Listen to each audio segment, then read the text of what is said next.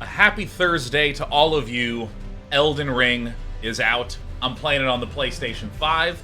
This is a game I've been trying as hard as I can not to get excited about. I've been trying hard not to get excited about. There was hype about Anthem, and then that didn't pan out. There was hype around Fallout 76, and that didn't pan out. There was hype around Cyberpunk 2077, and that didn't pan out. And I'm not gonna sit here and say that those games were 0s out of 10 and this sort of thing. I personally enjoyed my time with Cyberpunk, for instance, and so on. But what I want to talk about is how hard it is to live up to the hype.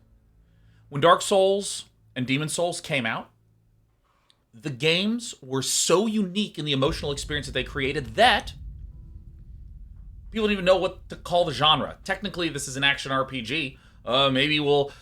That doesn't quite fit, so we'll call it a Souls-like, right? This entire genre emerged as a result of those early Souls games. And of course, we have the incredible work from Software and many others who've been trying to do experimentations with the formula and whatnot.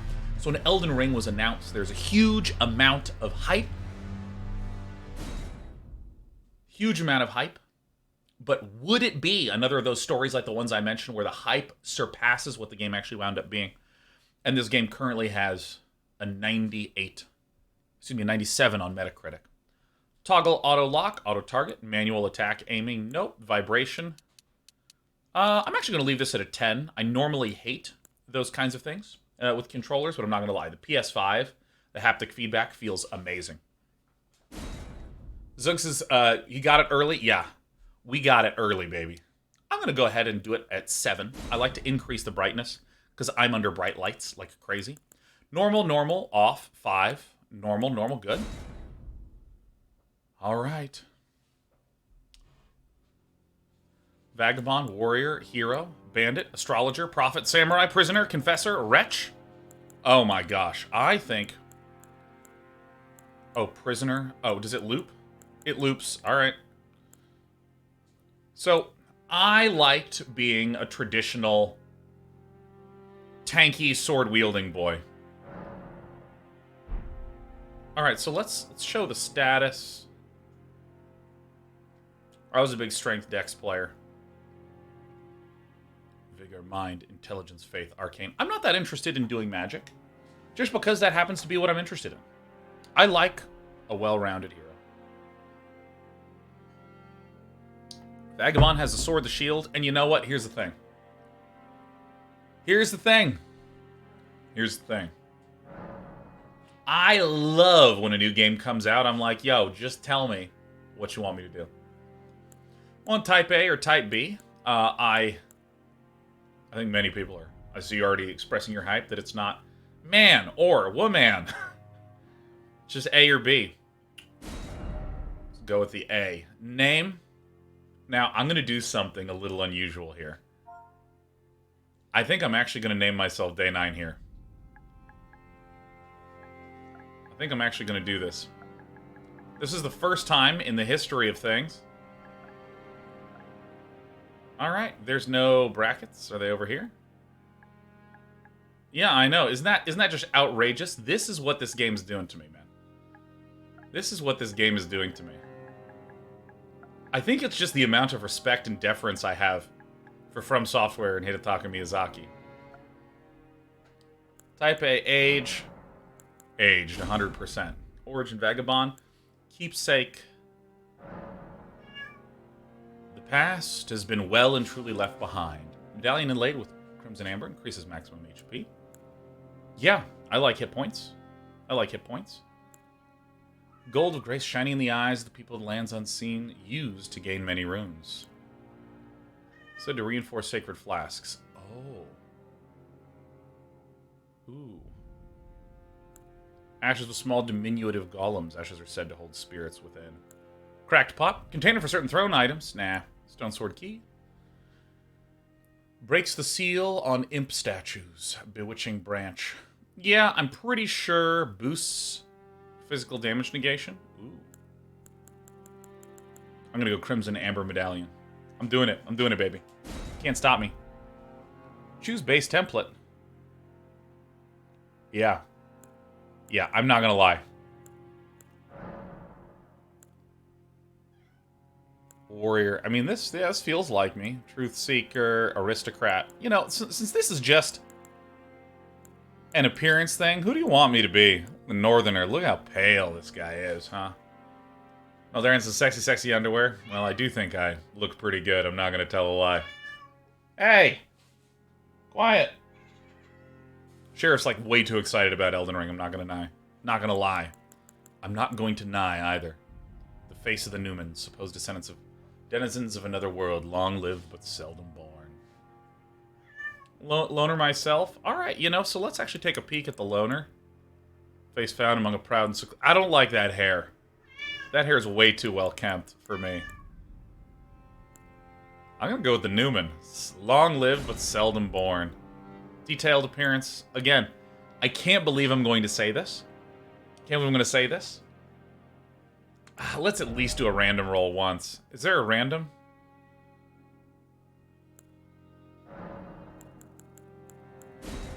Aged voice 1. There it is. That's all we're going to do. That's all we're going to do. Is he skipping it? Gasp. No, here's the thing. Here's the thing. Before I hop into this game, a lot of the reason why we do the, hey, let's name one thing at a time. Let's create our character's name one character at a time, yada yada. Like, that's fun. We're sort of creating fun out of what is a kind of bland element of the game. Now, a lot of times, if I'm not entirely sure what I want to do with the game, if I'm sort of in a more chatty mood, I will do the let's name one at a time. But I know exactly what I want to do. I want to play right away.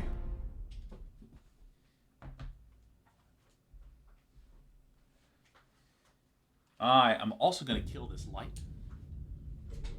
It's my eye strain issues. Oh. The fallen leaves tell a story. Oh.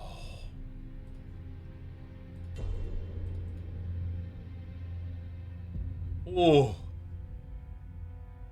How's that audio, everybody? I'm playing on PS5. Elden Ring was shattered. Home across the fog, the lands between.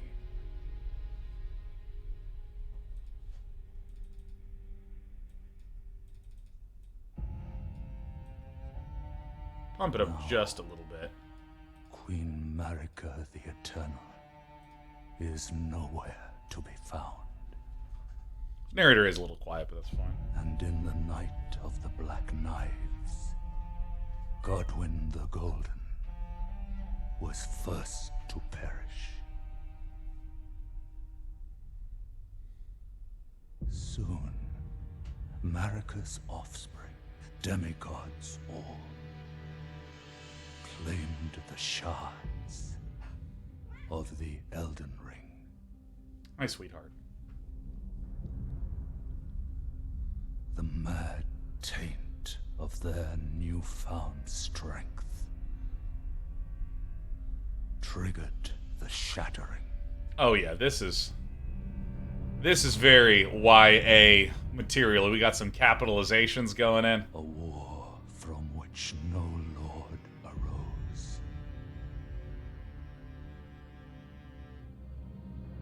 A war leading to abandonment by the greater will. Oh yeah, this is I love it. Oh, rise now, ye tarnished, ye dead who yet live. The call of long-lost grace speaks to us all. My God.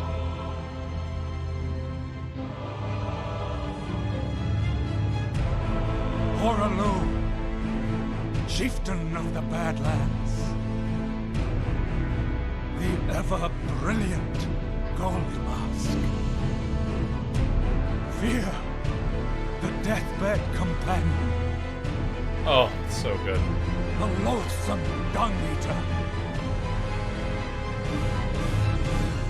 And Sir Gideon Ofnir, the all-knowing.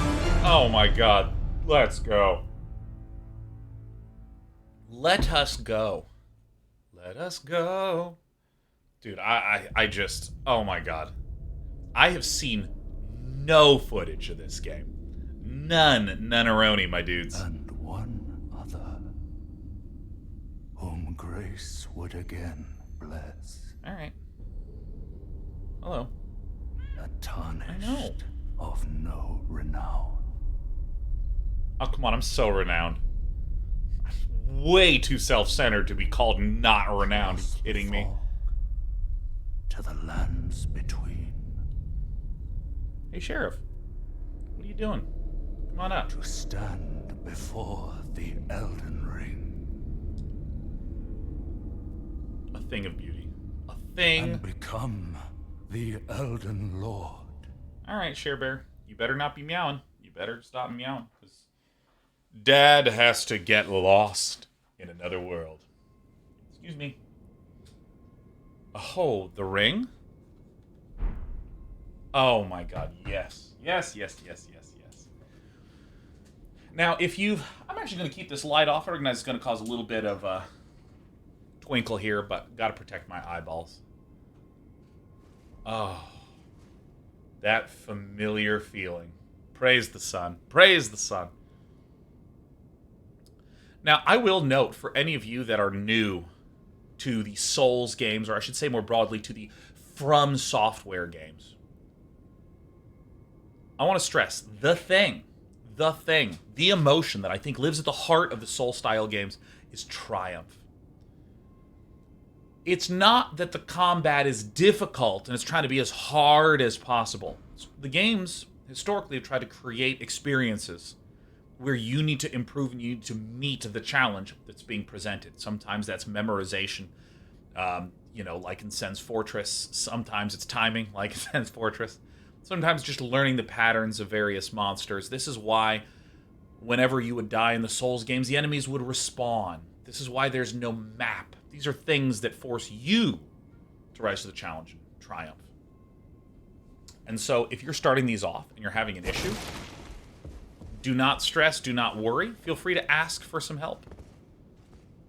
Feel free to ask some people. Tarnished, wizened finger. Alright. Alright. Though the path be broken and uncertain, claim your place as Elden Lord. Nice. And there's a real sense of groundedness in the games. I mean, there was a dramatic cutscene. Wait, I'm jumping? Wait a minute, it's just the A button. Oh, I have my fat roll, I have my shield, I have my parry, I have my weak attack, I have my strong attack, and dude, I have a jump. It's crazy. All right, now we're gonna open the door. We're gonna open the door.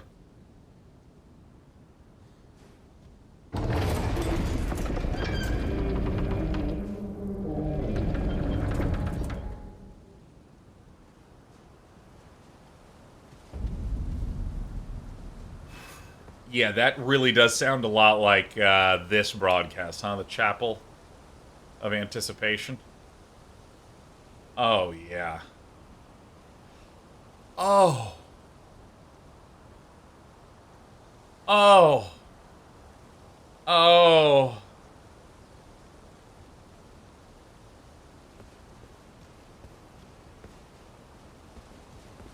Look at the views. Look at the views. There's small promises that the Souls games provide. Such as, anywhere you see, you can go. And there's, as I was saying before, I got interrupted by the jump button. These games have, I should say the From Software games have an incredible sense of groundedness. There's not constant taking and returning of control to the player. You know, it's not like you begin a dialogue sequence and then all of a sudden you can't move and you can't, you gotta go through your options, then you exit. In this game, you're just always in control. Uninvited guesses, is controller better option? Oh my god, yeah. Yes, 100%. We have crates you can destroy. You love to see it.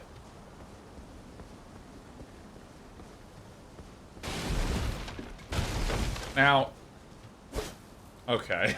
I really am a Souls player, huh? I see a wall with a little bit of lighting, and I'm like, let's click on it.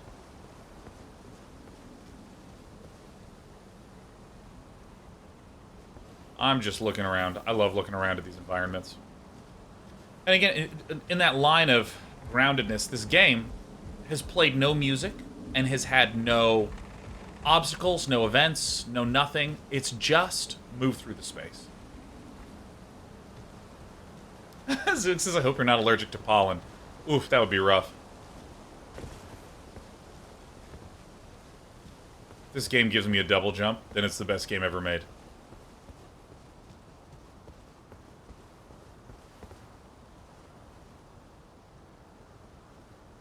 Oh, that's a beautiful effect.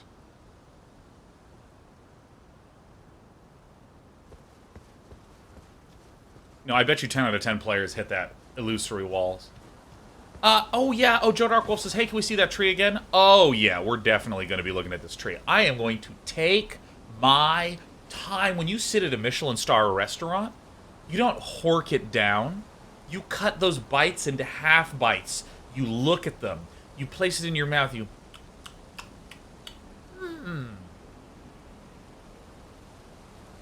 I literally have so much to say about the Souls-like games and the Souls genre and From Software. I just think they're brilliant. And one of the things that they do really, really, really well, and honestly very efficiently, is they create these really memorable, I'm going to call them set-piece moments, which is different from, like, a set piece. So, for instance, you know, if you're looking at something like this, okay, this statue, this is kind of like an interesting set piece, maybe like making it a little bit larger, kind of a little bit more dramatic. But From Software just consistently amps that up to like 11. Notably, how often in the Souls games you go to cross a bridge and an enormous dragon just blasts the bridge. How often you're just wandering around, you hear a noise, you go, what's that? You turn and there's a giant multi-100-foot tall hydra spitting water. And things like this is, in a way, this is the kind of dramatic moment that's actually not comparatively hard to do. This is obviously a bunch of work went into this tree, but it's like just a really big tree, or in Sekiro, where there's like exaggerated proportions and sizes on characters.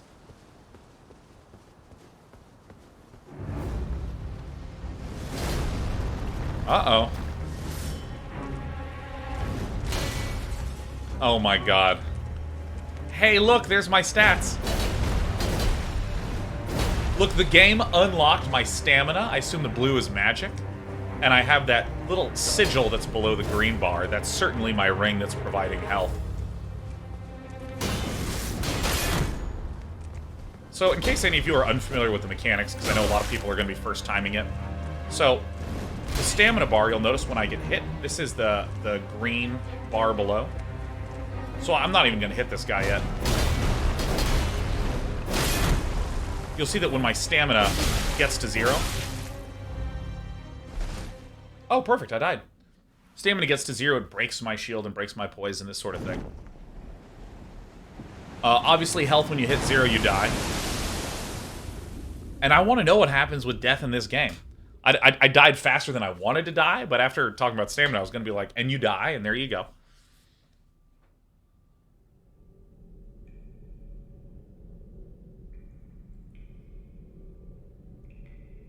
Wait.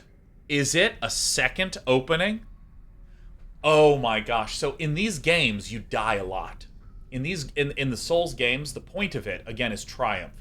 Here's a sequence. You need to succeed at this sequence. It will take you 10 minutes. If you die during it, you get started over, you know. Maybe even a little bit less than that. And so there's always been a question that a lot of people have asked, which is, hey, how do you overcome... Or how do you overcome that fear of dying in the game? How do you overcome that... Don't worry, Torrent. Fortune is on his side. How do you teach the player that death is not a bad thing? Well, you do this. Here, after all. Kill the player and something cool happens, right?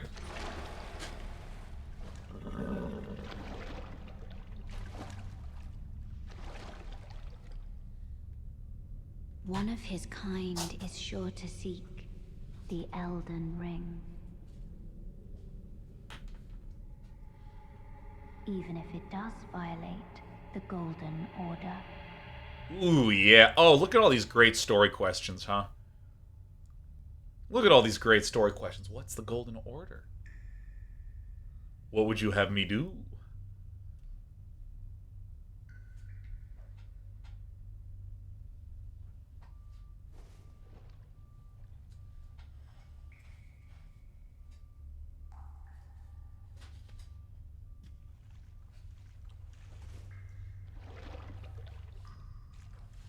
Maybe you had to die. I think that's probably what would have happened, Grey Googly Moogly, but kind of makes you want to investigate, huh? Flask of Crimson Tears. Ooh, Flask of Cerulean Tears. Nice. Tilt this slightly, just darken me a little bit. The Cave of Knowledge lies below.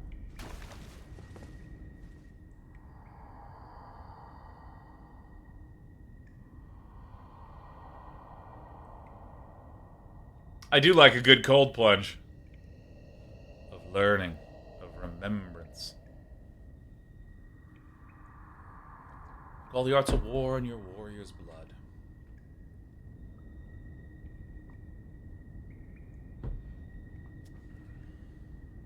And by the way, this is one of the things that I find wonderful about these types of FromSoft games. They're not as railroaded as your traditional AAA linear game like in Uncharted. Not at all. There's a lot of openness. There's a lot of, you can go down this path if you want. We'll let you. It's going to be way harder, but we'll let you. You know, it's very possible that if you win that fight, it kills you anyway. Wouldn't surprise me, though, if you defeated that fight, you got a slightly different sequence. FromSoft really incredible about this. And I actually kind of want to up the gamma just a wee bit more. Oh, that's good. I mean, this is pretty dang dark, so I'm pretty sure the game wants me to go this way.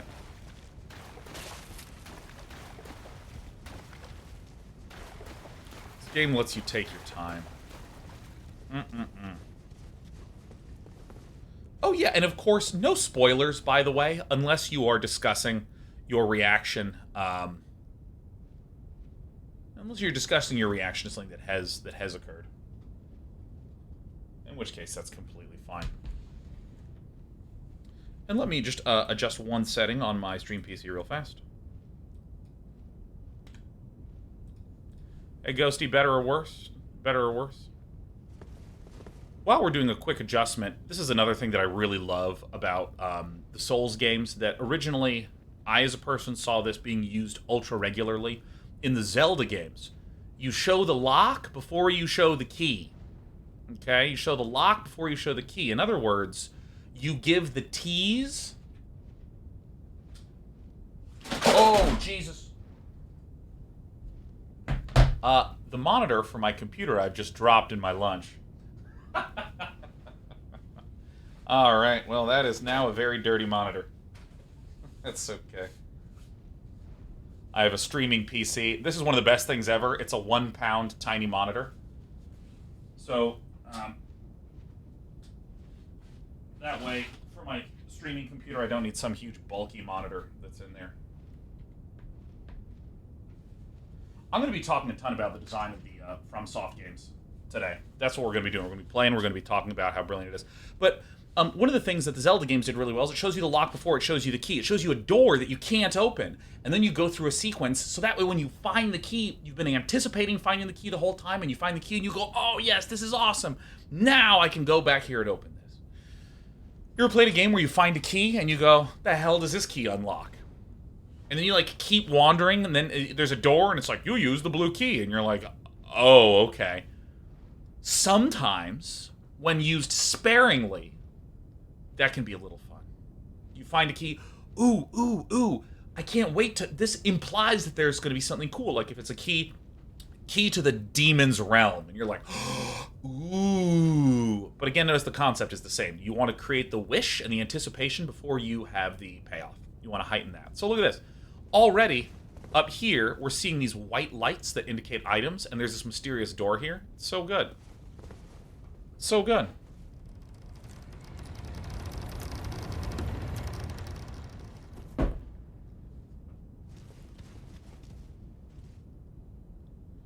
This is another thing that FromSoft does much, much, much more than other companies. Notice how when I opened that door, it was just a wall, and this is a relatively bland room, right? The grand reveal is withheld. Now, you compare that to something like if you watched BioShock Infinite, and in BioShock Infinite, every single entryway you walk through was just another beautiful vista. These games are really diligent about making sure that you get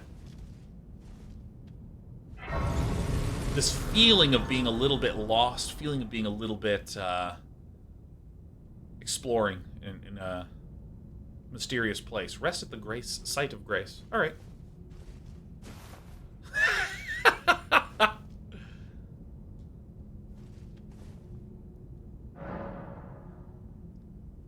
Pastime. Oh my gosh. What was that? That was a... We accidentally gestured instead of using the thing. So, let's see. Flasks. Increase amount replenished by flasks. Allocate flask charges. So again, another thing that these games, that the FromSoft games typically do, is it's almost the opposite of Ubisoft. Ubisoft is trying to teach you how everything works, give you lots of examples, lots of markers on the map, and make sure that you have any list of things you want to do. We have the organizational stuff in the UI to help you along. This tells you nothing. Use 1 golden seed to increase your number of flask uses. Not enough golden seeds. Okay, increase amount replenished. Use a sacred tier to increase the amount of HP, FP replenished by your flasks. Okay. I just want to note, again, the difference. Like, we're showing the lock before we're showing the key. We're showing you the problem before giving you the solution. Do you want to do something to increase something? Yes. You don't have enough golden seeds. Now what does this mean? I'll get excited if I find golden seeds. I'm now out anticipating. Will I get the golden seeds? Ooh, I can't wait. I mean, it's so consistent, right? Like, show the wants before you give them the payoffs. Allocate flask charges. This menu, you can allocate the number of uses in each of your flasks. You have a set total of maximum flask uses. By the way, I'm not against being explained things. Ubisoft open world games, I think are pretty sweet. I'm not trying to suggest that just because we've seen this from software, oh, it failed, etc. You can decide how many of those uses are for HP replenishing flask of Crimson Tears, and how many are for the FP replenishing flask of Cerulean Tears. Great. What is this symbol? So if I'm a magic user and I want a lot of mana, I'll do this. If I'm just a combatter boy, I'll do this. What does FP stand for? I think it's fancy points. I'm gonna do 3 and 1 because that's how it started. Memorize spell. With the memorize spells menu, you can memorize sorceries and incantations. You must have a staff equipped to cast sorceries or a sacred seal equipped to cast incantations. Casting sorceries and incantations consumes your memory slots. Determine the number of sorceries and incantations you can memorize. You can increase your memory slots by obtaining a memory stone. Yeah, so I mean, I assume that what this means is I can, if I have 2 slots, of my 10 spells, I get to pick 2. And then I am battling with those for a period of time. And again, I love so much the FromSoft feeling of triumph and like planning and rethinking. Try to go through a sequence, doesn't work. Try to go through a sequence, doesn't work. Maybe I need to switch up my spells. Let me try this combination. Go through it again.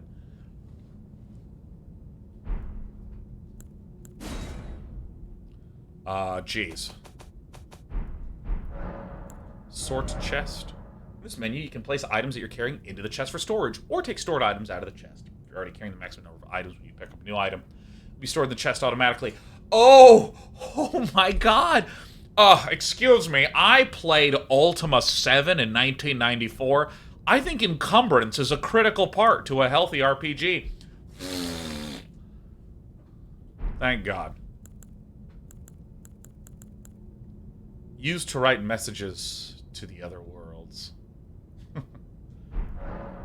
Rachel Avadana says, what weapon do you gravitate towards in Souls games? I like just well-rounded short swords. I love the Balder side sword in Dark Souls. Ethan says, I feel like Day 9 has often criticized games for introducing all the mechanics straight away like this. Yeah, I'm only going to spend a brief time talking about that, Ethanet, because first of all, I'm totally right. Second of all, I really want to play the game. Third of all, people tune into Elden Ring because I want to watch Elden Ring, you know what I mean? So we're going to deliver. So let's just give the 90-second statement. There's been a lot of games that I've played recently that so often show me what the mechanic is. Here's how this works. Here's how this works. Here's how this works. Here's how this works. And I never feel like two things happen. One, I get to play the damn game. And two, I never feel like I have a motivation to use the mechanics. I only feel that I have learned what the mechanics are. So for instance, what's an example of this just happening now? Well, we saw these flasks. Do you want 3 crimson, 1 cerulean, or do you want to move them around? Okay, well, I know how that works, but when do I actually get to get in combat to have any contextualization about how to make that decision? So, this game has done a little bit of this, but let's see if some gameplay comes out, Ethernet. If it does, then I'm happy. Then I'm happy. But there is some potential issues of that. I played Dying Light 2 for about 3 or 4 hours, and all that happened in that period of time was I was just learning more mechanics, learning more mechanics, learning more mechanics. Use the stone sword key? Sure, why not? Have I talked yet about showing the lock before the key? This is 2 versions of this. How do I get past that? That's the question before it gives me the answer. Let's appreciate this once more. What? But, oh, wait, did I not? Oh my god, I didn't bring my wallet. Oh god, can I Venmo you?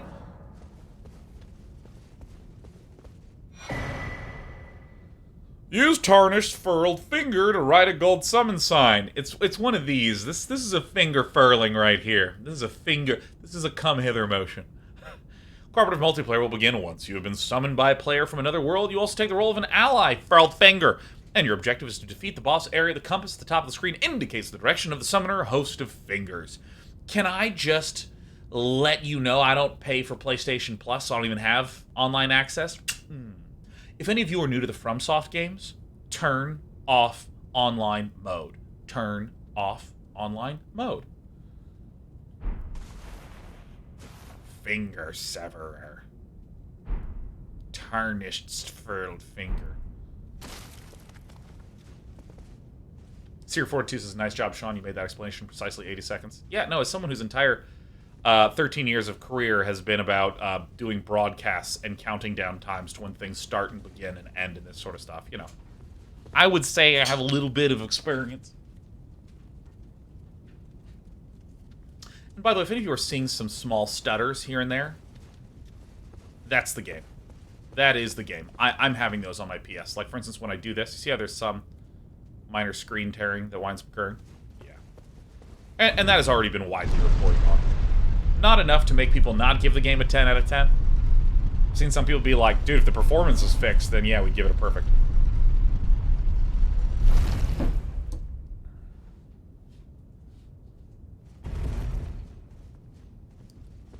The beautiful Souls elevator. Again, this is what I mean by these games keep you embedded and grounded in the game.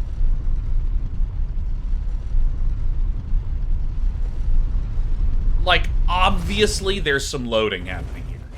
Obviously, when this happens, and boom, deallocate the memory for all the things that are underneath here and start loading in the next set of things and make sure that we have the assets that are for the area outside of this ready to stream in, blah, blah, blah.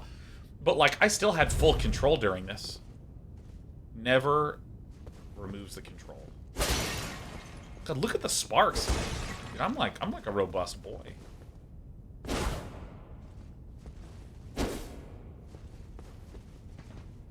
Ah, yes. One of these. The HUD disappearing is actually really beautiful. Alright. Am I going to come out of a cemetery mausoleum?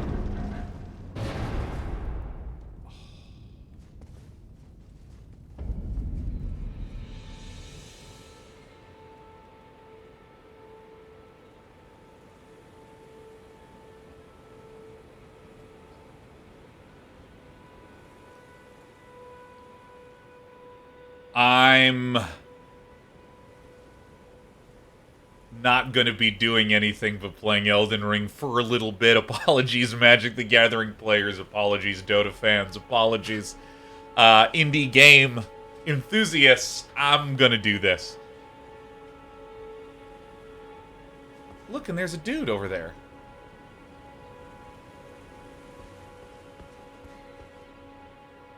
So first things first, can we appreciate the fact that we were placed into a constricting small area, worked our way up through winding tiny paths, and then are presented with a beautiful open world? Can we appreciate the fact that there is an enormous tree that is the same enormous tree that we saw before, helping giving a sense of connectivity to the space?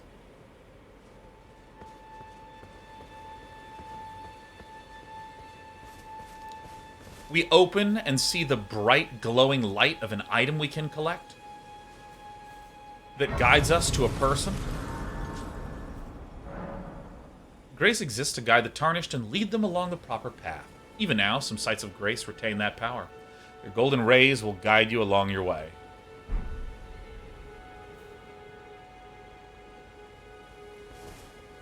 Oh, so it's actually going to let me have save point time, huh?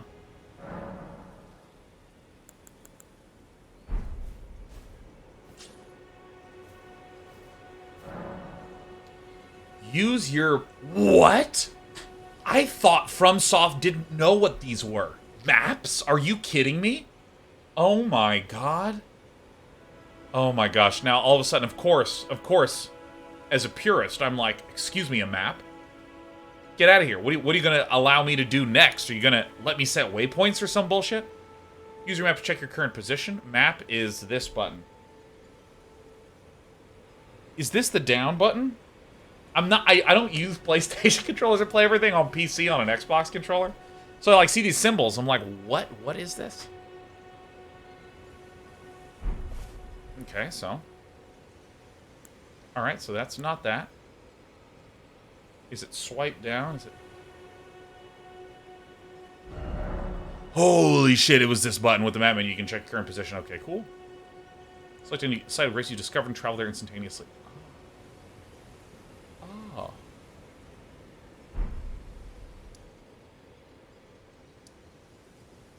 Stranded graveyard.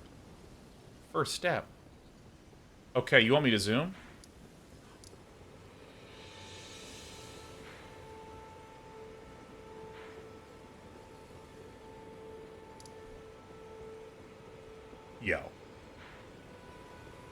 Yo.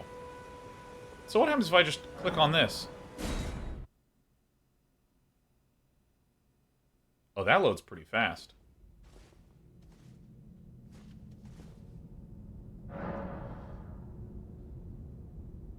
Oh, I see. So if I like wander anywhere, I can just be here and be like, dude, I'm getting out of here. I'm going here. Okay. All right. Ethernet says PlayStation 5 SSD speeds at work. Right? Oh my god. Resident Teacher says, I hate that there's a map. Yeah, I'm... Okay, so I'm going to make a point, and then I'm going to talk to this human. So, in the traditional Souls games, traditional From Software games, I said that they were emotionally about triumph, about trying to heighten that feeling of you rising to meet the challenge that the game is presenting, both in terms of navigation, in terms of combat, in terms of itemization, in terms of leveling. However, in terms of the mechanics, like what does the game look like? The Souls games have these sequences. So, for instance, if you open up Dark Souls 1, there's just the more or less linear path to exit the Undead Asylum. There's a more or less linear path from the Firelink Shrine to the first bonfire in the Undead Burg. There's a linear path from the Undead Burg all the way up the turret, across the bridge where there's a dragon, to the ladder that you kick down to relink again, right? So there's these sequences that, as I've said these, and by the way, that's not a spoiler for Dark Souls, that I just described the first, like, 2% of the game. Those sequences are famed in the, you know, From Software fan community. They're famed because everyone experiences them, because they're structured, because it's you go through this area, and you have the same experience we all had, and the experience is trying to get past this fucking dragon that, like, breathes fire on the fucking bridge. What? When you have an open world game, if you think of the traditional open world game, like Skyrim, right? It's about impulse. I kind of want to go over here, I want to kind of go over there. What makes someone's experience unique is that they're just kind of seeing a whole different set of things than you're seeing in a completely different order.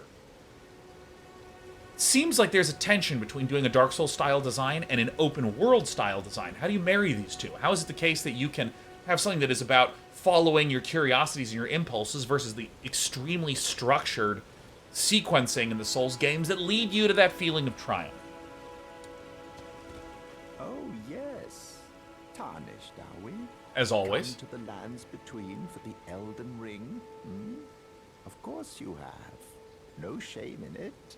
Unfortunately for you, however, you are maidenless. Wow, that's a dig. Without guidance, without the strength of runes, and without an invitation to the round table hold. Runes invitation? You are Guidance? fated, it seems, to die in obscurity. This is how people talk when I have sub mode off. Luckily for you, however, there is one shining ray of Oh, day 9, utterly maidenless. me, Vare. Take care to listen. Are you familiar with grace? The golden light Come on. that gives life Here. to you, tarnished. You may also behold its golden rays, pointing in a particular direction at times. That is the guidance of grace. Praise be to soul. That a tarnished must travel. Indeed. Grace's guidance holds the answers. It will lead you, tarnished, to the path you are meant to follow, even if it leads you to your grave. No, to my grace, to my grace, to my grace. So, as another form of grounding in traditional Souls games, you'll notice that all this information, I'm not seeing it in menus, I'm not getting... Ah, my god. I'm not getting like, ooh, new quest acquired. My understanding is that this game, in the previous... Ow! Ow! Ah! Ah! In the previous Souls games, there would be quests, but they would never actually be listed somewhere. A person would say, come meet me in this area once you've done this thing, and you just need to remember it. So I'm getting a lot of those vibes right now. Grace's guidance will reveal the path forward, most certainly. To Castle Stormvale, over on the cliff, the home of the decrepit demigod, Godric the Drafted. See, like, you know, Ring the Two Bells of Awakening is kind of spoken to you at the start of the game, like this. So this is why I'm going through these. This is why I'm going through these. It's time you set off, I should think.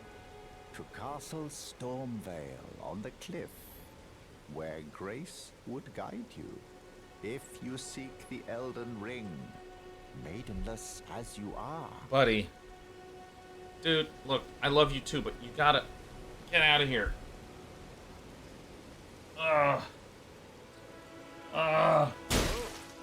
Oh, shit. Oh, thank God. Oh, my God. It's time you set off, I should think. To Castle Stormvale on the cliff, where grace would guide you, if you seek the Elden Ring, maidenless as... Alright, great. Let's do some wandering. You know, one of the things that I think is... Holy sh... I did it! Flight pinion! Foretold foul foot? Yeah! How do I emote? What is happening? Am I swiping something?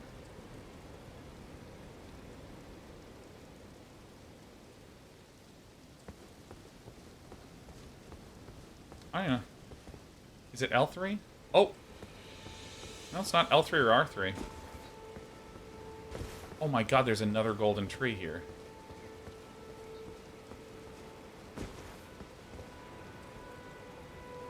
Is that a dude?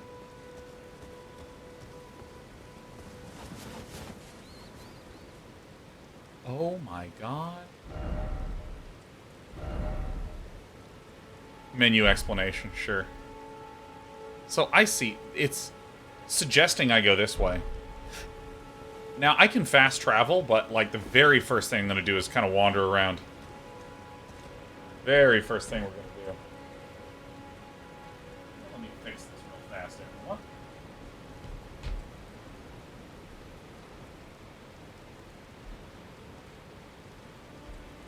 The monitor on my second computer seems to have maybe met its maker. Oh, that's really bad news. Oh my god, my streaming monitor might just be busted. Oh, shit. Oh my god. Remember I said I dropped it in food? Uh-oh. Look at that. Oh my god, we're in a state of crisis. I need to keep playing this game. Some powerful food. Might have been the fact that the food is a liquid. Well, I guess we'll be moving this to over here, huh? So that way I can fall onto another item, huh? Please turn on.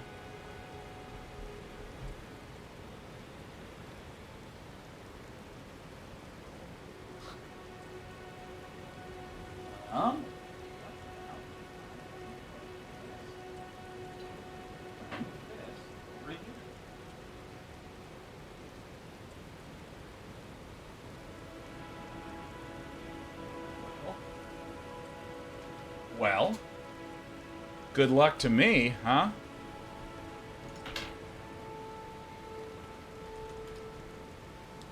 Well, this is the most hilarious thing. Hey, how are we looking? All right. Maybe it's better. Maybe it's better. My monitor's still busted. So hopefully, well, what can you do? We're going to be turning this off and turning this back on again a lot.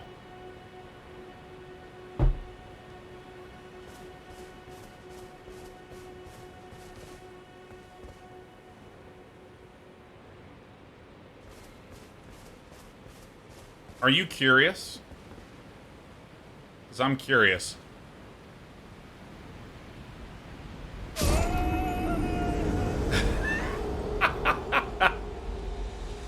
Disappeared. Disco-peared, huh?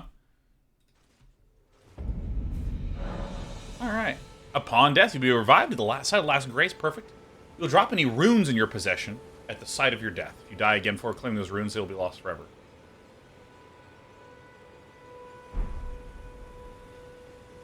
Indicates the direction of lost runes.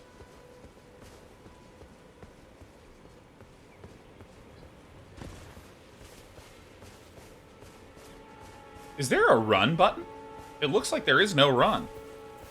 There's only a saunter button.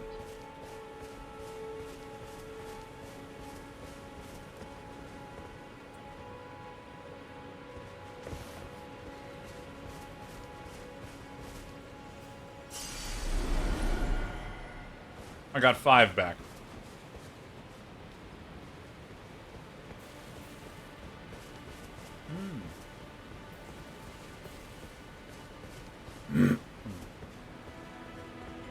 Alright.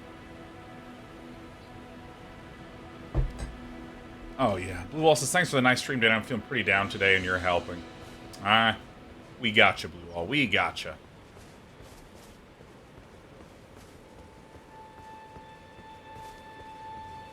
So, I see that there's that little beacon of light emitting. I'm gonna go there.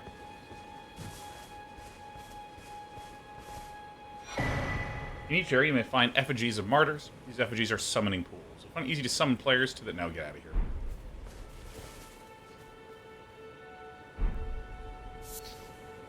In every corner of the lands between, you will find fruits and flowers, mushrooms and butterflies, and various other useful materials. These materials can be used for item crafting. Get out of here. Alright.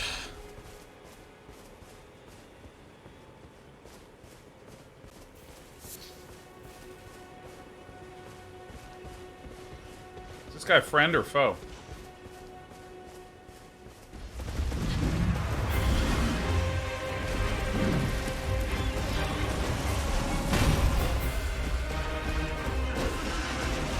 Oh shit! Oh my god, I jumped! Oh my god! Oh my god.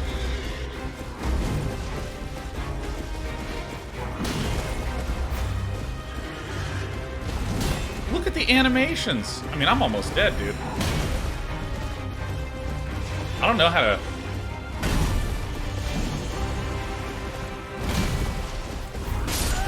Okay, I didn't realize that was coming at me, but I have died. You died.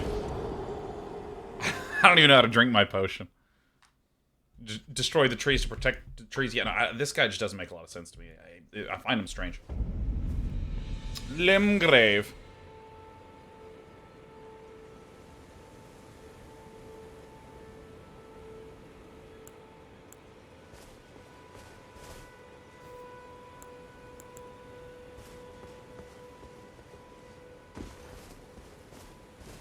Does anyone know how to drink your flasks in this game?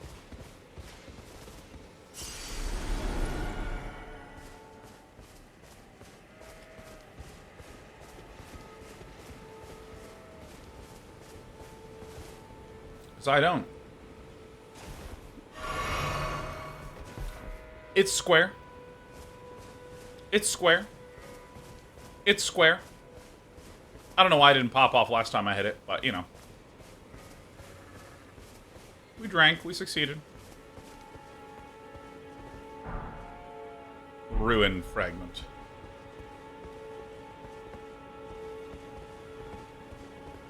Can't even see what are the materials are. Erd leaf.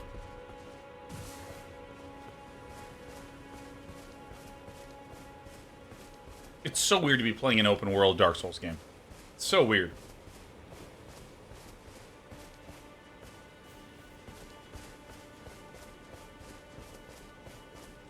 Oh my god, running doesn't take stamina. Speedrunners, beware.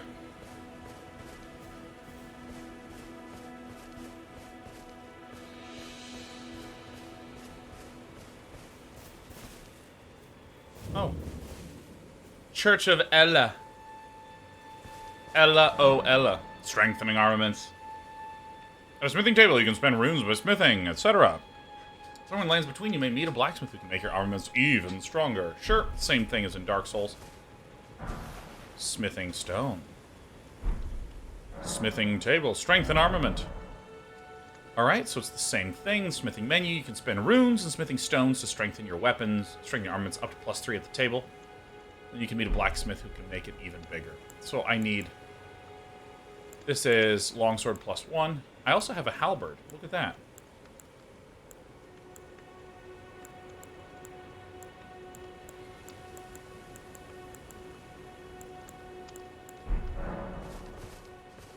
So wait a minute,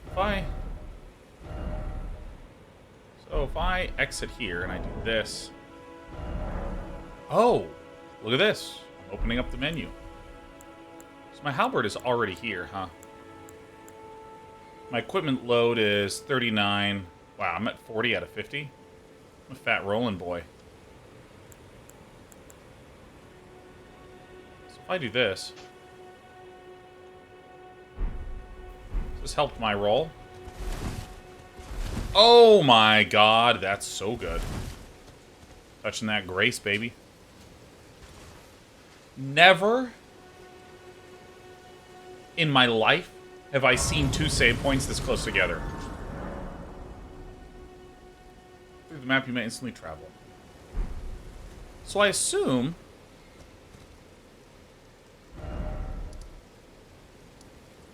that these are basically in the overworld area, and then when I get to some actual dungeons, they'll be like proper levels. You're tarnished. I can see it. That's me. But I can also see that you're not after my throat. Well, if I accidentally misclick, I am. Purchase a little something. Why not? I am Kale, purveyor of fine goods. Yes. Sell. Great, yeah. And you know what?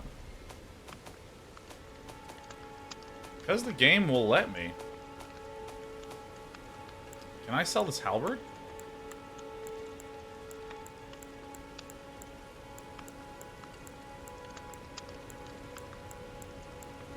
What are the weights of these? Where's the weight? 8, 3.5. I'm just gonna sell this. Why not? I am of a nomadic people, selling wares as I travel. The land has been tainted by madness since the shattering of the Elden Ring. Ooh, curses. It's only tarnished like yourself, who keep things from drying up entirely. That's Let's me. say you're a very welcome customer. You know, if you can spare the runes, you should buy yourself a crafting kit. A crafting kit allows you to make basic items on your own. Oh. Essential, really, if you intend to survive out here for any duration. Essential. The kit costs a bundle, and I admit I do take my cut.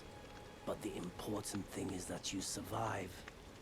Every customer counts, after all. Goodbye. Goodbye for now. Yeah, no, that is absolutely Santa, like 100%. It's like not even close.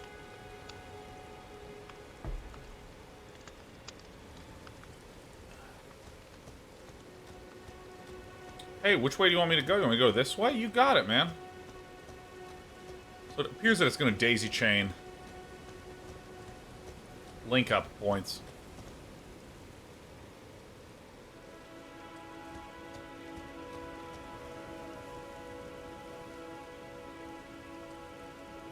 Well, I mean, there's not really a punishment if I die, huh?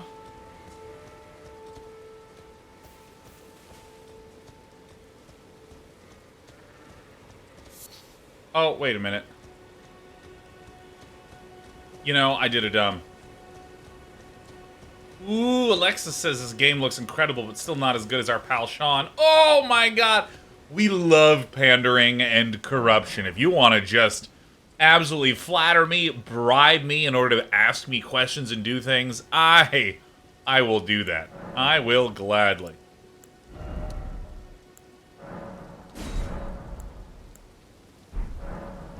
Woo! Alright. Oh, I see a flower. I see anything that isn't desaturated. The use of color in this is incredible. You know, my wife pointed this out to me a while back about just how often games just have just a dark look to them. And I can't not see it all the time, constantly, when I look at games, where it's just like, it's super gritty and realistic and all this stuff. Like, there is a desaturation and a lightness and a beauty to this. Like, just the trees themselves, that kind of orange color, it's just really nice.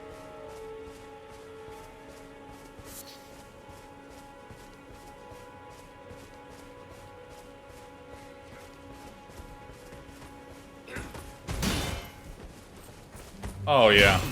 Oh, combat.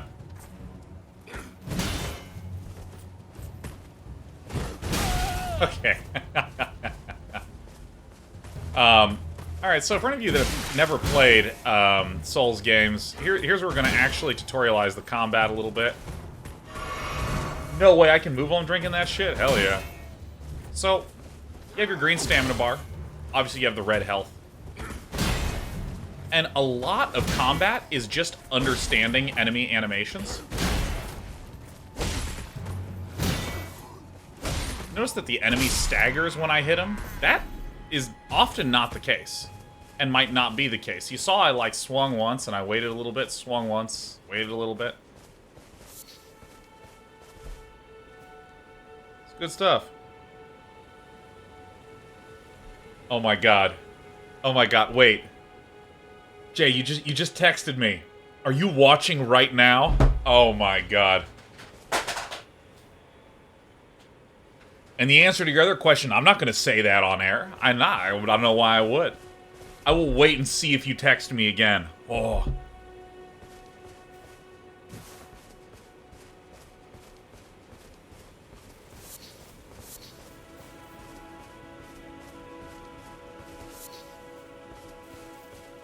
By the way, we've been getting a bunch of gifted subs today. Mr. Gray Screen gifted 5, and I missed your drop earlier. I think Sanhedrian also gifted us 15 earlier on, and I've just been so absorbed.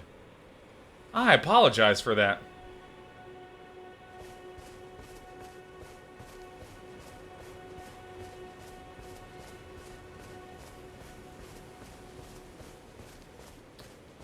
Enemy or friend? So, I just want to show for any who are new to these kinds of games, notice that I'm like backing away and I'm holding my shield up a lot, you know, like this sort of thing. A mistake that you can do early on is you just try to hit as fast as you can. And if your enemy doesn't stagger like that, he can just suddenly pop you in the face and deal a huge amount of damage. Yes, and Hadrian dropped 15. Fire Ice 74 did 6. Crimson XS Mana 10. Mr. Food and Drank yesterday did 10. Mwah. Buffalo Trucker says, dropped monitor, dropped phone, dropped tier 1 subs, dropped 9. We're gonna drop 9 TV, where we just literally can't hold on to our shit at all.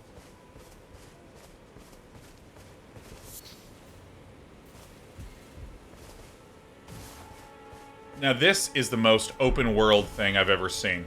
So, if you are playing in an open world game like this... What is this? Hey! Look who escaped from Blighttown. Allied Russian with the 9 subs. How are you today, Allied Russian?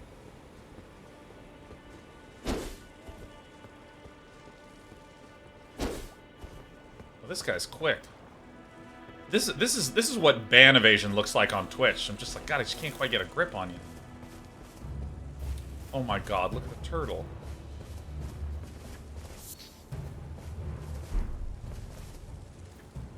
Blue Wall gifted 5. Our Swiss friend says, this is indeed a sad and scary day. Hope everyone is safe. Wish you all the best, chat. Yeah, you know. Again, I know that with what's going on, invasion of Ukraine today, there's a lot of stress, particularly in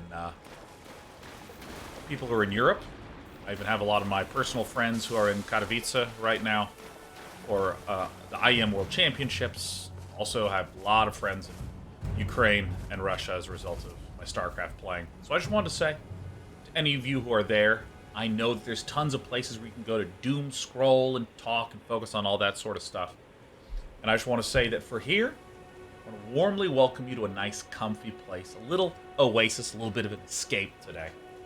We encourage if any of you have any wish or need to talk about it. Our Discord's open. Twitter, I know there's a lot of conversation going on there. And on pretty much every social media, of course. But with regards to our personal stuff, you know, our Discord is more than welcome to invite you to have another comfy place. So right now, I just want to say to any of you who are watching what we're doing for this specific stream. We're trying to create a little oasis away from that. So, of course, I want to take some time just to say welcome, make sure everyone's safe and feeling okay. And then we're going to return back to playing the game. Because I think that it's very, very important to be able to have places where you can get away from that sort of news, where you can get a little bit of a mental break. It's important to maintain discipline if you want to have any healthy balance in life. So we want to try to provide that for you today. And to, hey, Matt Black gifting 5 and Blue Wall gifting 5. Thank you warmly for the support. Matt Black, funny story. So correct me if I'm wrong, Matt Black, but you created an account shortly after creating the account, subbed here. I want to get up. And then started posting. Matt Black, dude, Twitch auto-detected. It's like, this is suspicious behavior. This person created an account, subbed to you and then began talking, this could be a Banivator. And all the mods were like, yeah, all these are just really pleasant and normal messages. There was a moment where we were all looking at each other. I was like, "Did you flag this person?" He's like, "I don't see anything." I'm like, "Oh, I don't see anything at all. I don't know what's going on with that." Oh my god!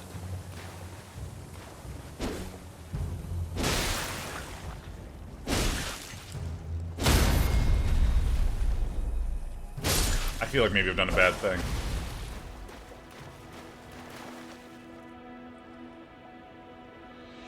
Oh my gosh. Look, this is me after lockdown, taking a nap after a broadcast right here. Well, what can you do? 246. Alright, so let me say the most open world thing ever. Whoa, shit. I got a bit distracted.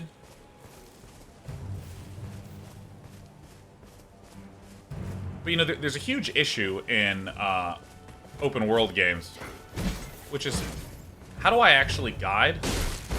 You see that? Do you see how I dealt the damage and my opponent didn't stagger?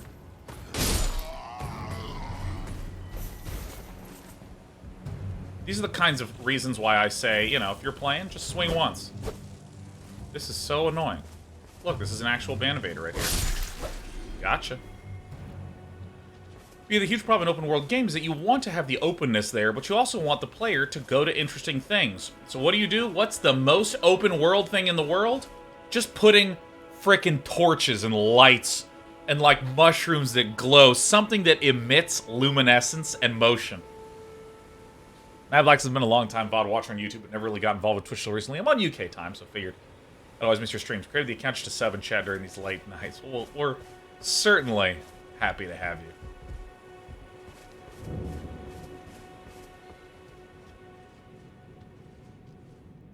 Oh, man. Yo, dude. This game's already doing some interesting things where the you know, one of the Hallmark Souls elements is when you step into an area, it has that little text things.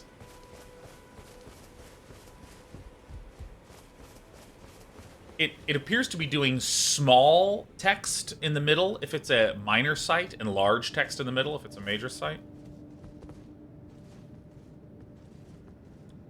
Bits and Bytes. Sean, what would you say to someone like myself who's not really been interested in Dark Souls games to give this a try? Yeah, I think the biggest thing... There's a couple things that I would note. One is... enjoy taking your time. Are these enemies? Shit.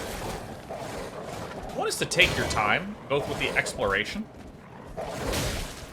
and to not spam your buttons very much. Like, I'm hitting the right trigger once.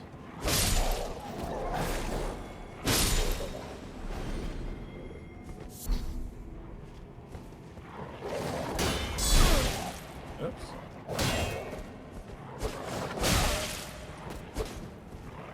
It's hard to see.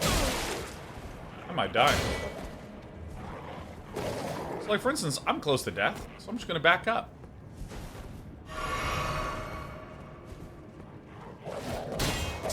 That's that second swing. Oh, that's the Mama Wolf. Okay. I see why the attacks look different. So there appears there's some sort of negative status effect, possibly. Is it just me, or is that, like, ridiculously dark?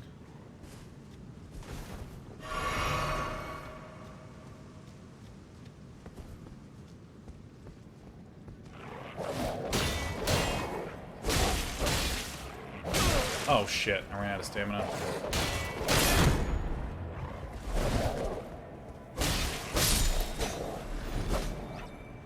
Village corpse. Yeah, so... really take your time and get used to the idea that a lot of the times you're just kind of sitting and waiting. You're sitting, trying to hold your shield up, and you're trying to just get... and then get in one hit, and then okay, kind of go back to it. And expect to die a lot, and know that what you're trying to do, your wish in the game, is to, again, focus on the idea of triumph. Each little area is probably... I say probably because I'm obviously not deep in the game. Each little area is a chance for triumph. A chance to learn a trick, a chance to learn a moveset from an enemy. And I'm actually interested in checking something out. I'm going to rest here. And this should have replenished my flasks. Now, in the old Dark Souls games, this would refresh the enemies. And so, too, has it done so here. Ernest TV says, after 10,000 years, I'm free. Thanks for whoever provided the gift sub. Hey, guys. Hey, doggies.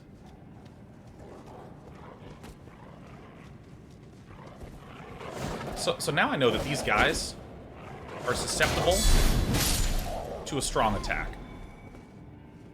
So I'm just going to block and wait, and I'm also going to pull them off one at a time.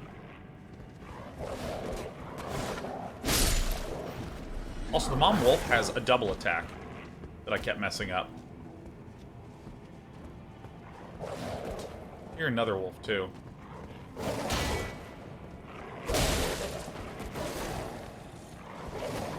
that's 2 dogs there.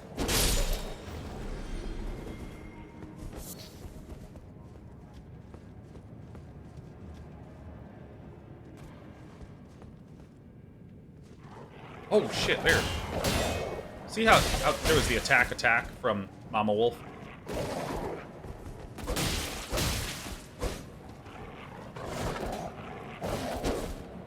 Good.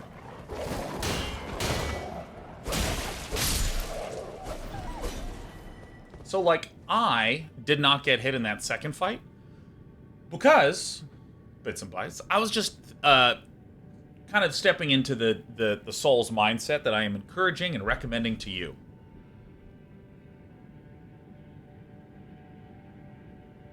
Oh, hell yes. Love you too, James. I'm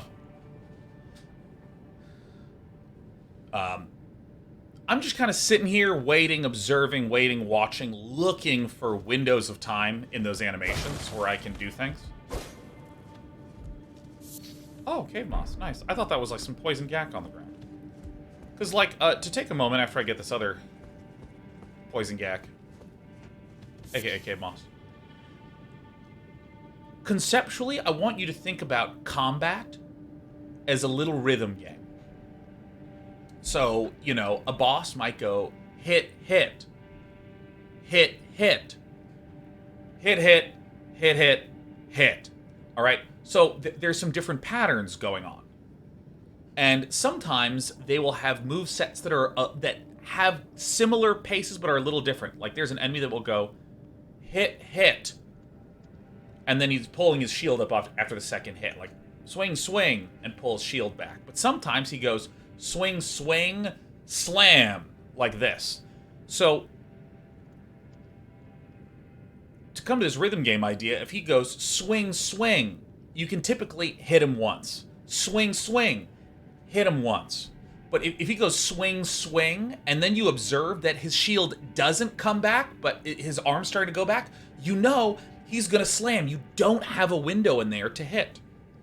And so your moves also have cadences to them. Like my short sword has this quick swing back and forth.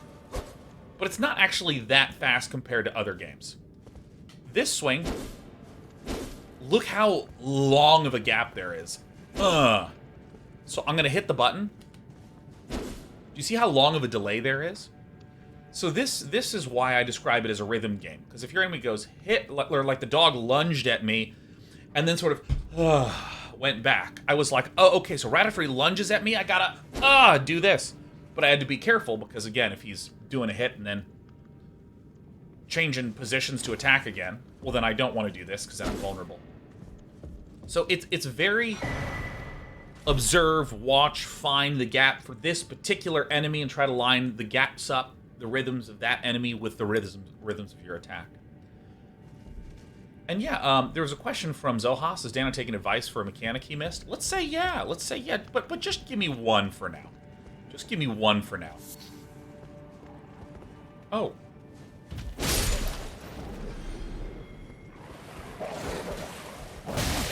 So see how that enemy had a second attack there?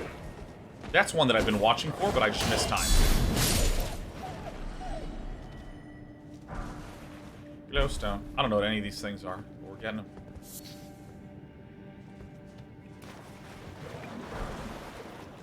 Golden room.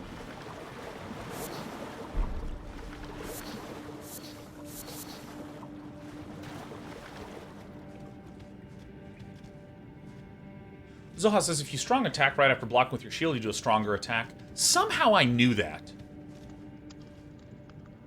I assumed as such. So for instance, let's just block this. That's what that noise is. I don't remember if that's in another FromSoft game or whether it just, like, was intuitive from the sound effects. And by the way, you're noticing that I'm doing a lot of blocking. I think it's pretty fun to do shield blocking stuff. Like, I also have a low enough weight to do some rolls.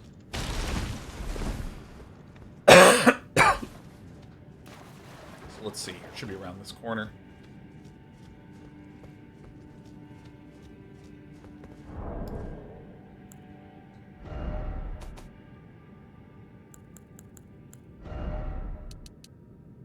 Curious what this looks like. No, I mean, it looks really similar. I'm adjusting the brightness because I am under very bright lights, and I always want to increase the gamma on the game because I don't want really bright lights in a really dark game because then my eyes are like, ah! Sushi Toad gifts 3. Thanks, Sushi Toad, and happy Elden Ring launch day to you. All right. So, to any who have never played the Souls games, whenever something says Traverse the Mist, it's almost always a boss fight, a big moment, a big sequence. Sometimes. You traverse it, it's just a new area. Beastmen of Farum Azula.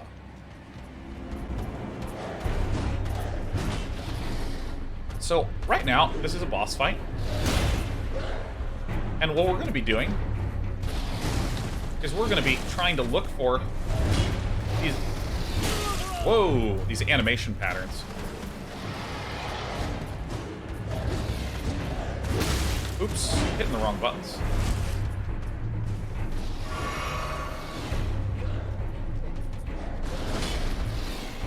One. Alright, so I'm just literally just studying him. So, he does this big slam, and that's probably a good opportunity to... How much? Oh, dude, a roll takes such little stamina.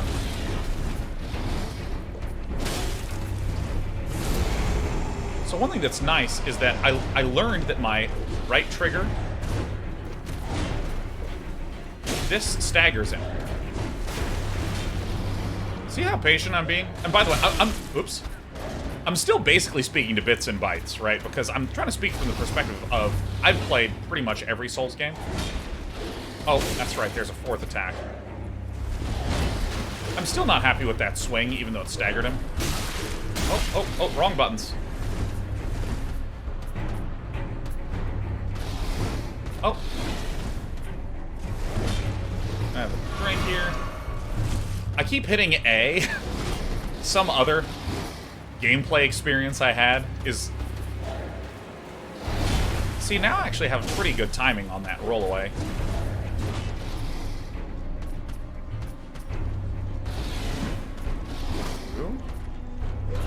3.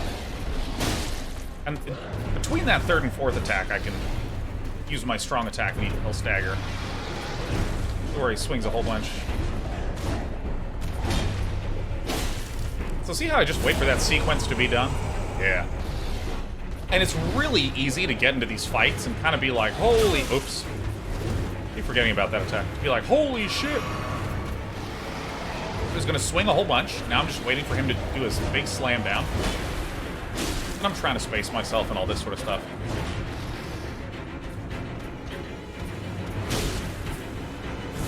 Now I realize that some of his attacks have a long wind-up moment to them. So I can even... Oh, shit. Got too close. I can actually hit him before he does anything. Oh, I hit the wrong button again. I, like, jumped up into it.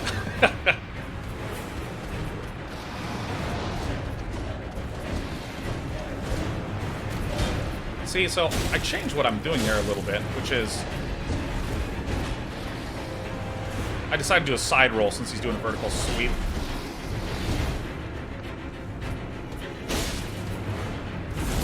And kind of hilariously, this guy, because when I hit, I can stagger him. Oh, shit. I can actually probably just sit here and spam the clicks. Flame Drake Talisman, ship it. So, whoa, fuck. Dude, I am destroying all of my electronics today. Literally, the monitor on my second streaming computer, it doesn't work. So, I can't actually turn the stream off, okay?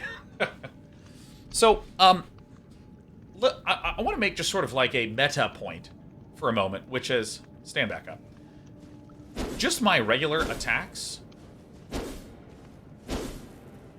these actually staggered him, so he's like, So if I was here and just doing these kinds of maneuvers against the boss, I might actually have been able to succeed at that fight way more easily than me sitting here and, you know, rolling around and blocking and stuff like this. But for any new Souls players, I want to stress 1,000 times.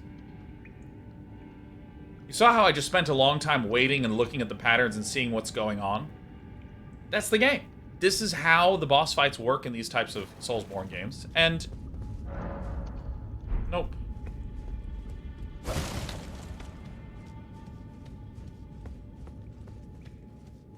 Check around and then I'm going to exit.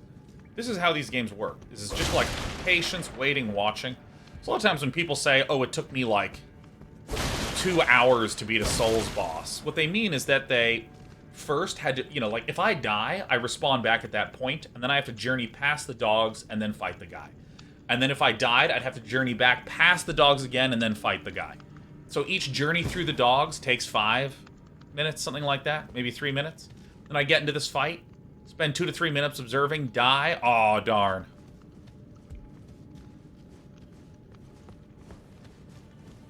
Just keep going through it again and again. I cannot believe how dark this cave is. It's like an actual cave.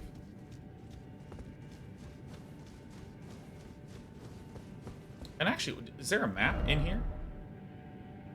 Oh, dude.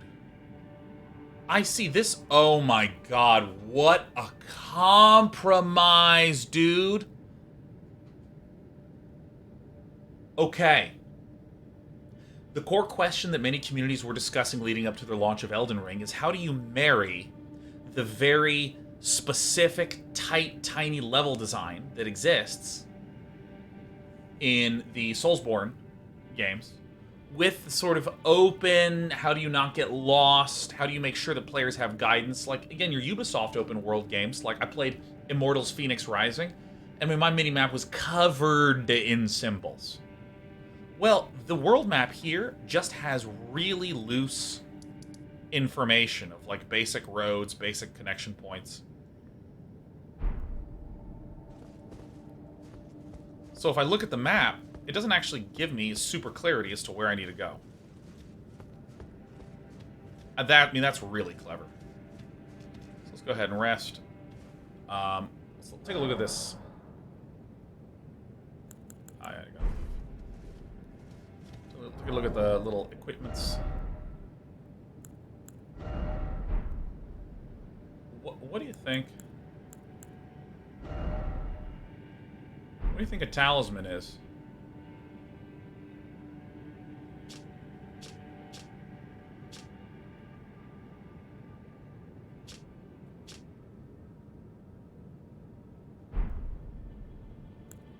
Inventory, you think? Alright, sure, it's an inventory.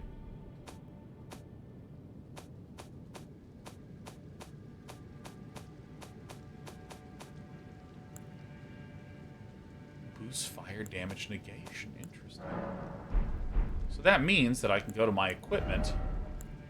Oh, I only have 1 talisman slot? Well, that stinks. Has the frame rate been? I'd say 45 to 60, somewhere in that range, Spurly. It's been, I mean, there's been some points where it slows a little bit. But it's alright. We have weather. What is this shit? What's with the glowing skulls? Yo. So, these guys seem to be a lot more like the fodder of the game.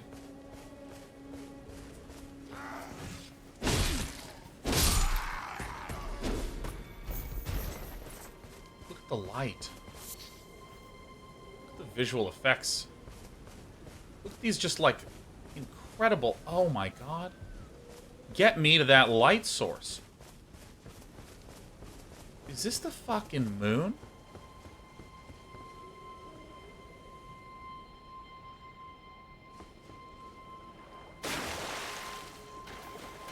What is this? This is incredible.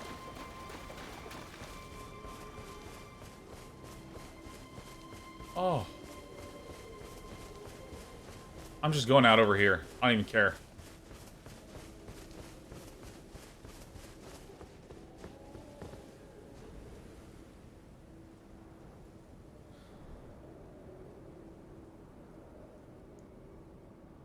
That's some sweet mystery, man. What is that? Holy... No! The moon presence is back. Look at the moon presence. Look at this shit. Oh my god. It's the moon. It's so close. Dude, let me tell you. When the tide goes in and the tide goes out, whole continents submerge. I'm Quibsy walk off the cliff like in every other Souls game. If you want to see me walk off the cliff, feel free to rewind about an hour when I first entered in to the lands between. Alright. Hey! Look, it's a bellboy. Some bell balls.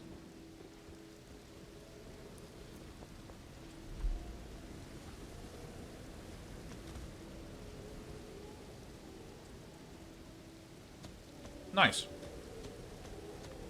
So, use a smithing table.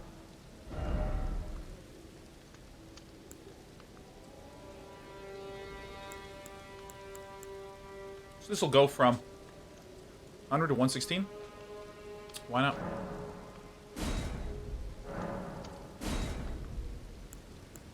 Oh, I need 2 smithing stones. Yo, dude, you got a smithing stone? Wait, weren't you... Well, you're back. Wait, weren't Care you? to buy something? Purchase? Where's your smithing stones, huh?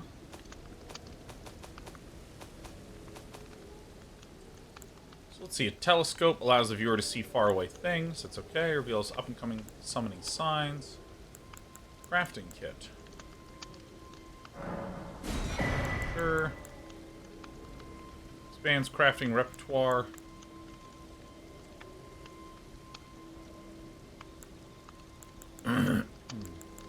These are waypoint ruins. Ah, so these are just bits of information. Alright. I'm glad you took my warning to heart. You have a crafting kit. You can make various items from tools that you find. Select item crafting. Whoa! Oops. Crafting menu, you can make items. Oh, who doesn't love crafting? Let's see. What does this do?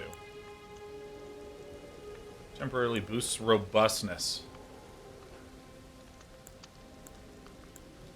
Bone dart.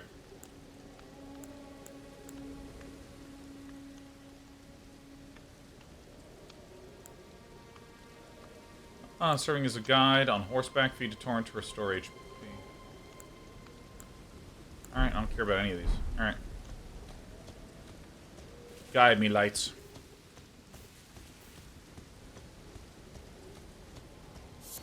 So I'm gonna step into the safety of this little thing here.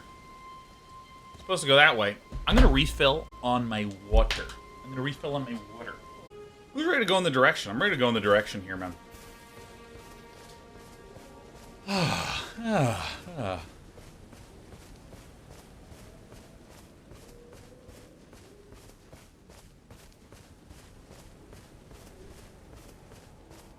What food was the culprit? I believe it was the sour cream, or perhaps just the general wateriness of the pico de gallo.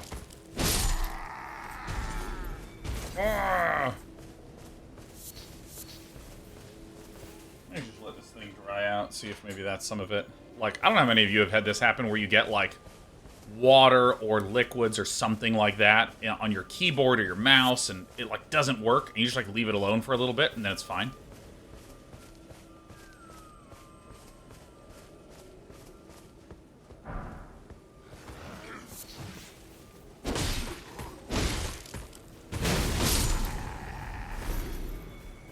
Ah.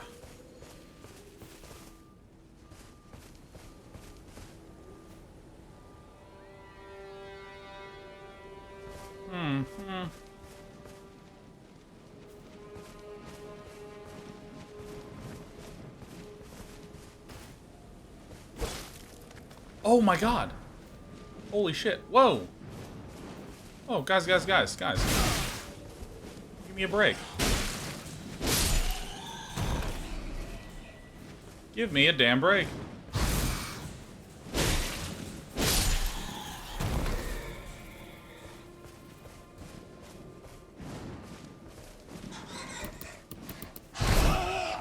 Holy shit!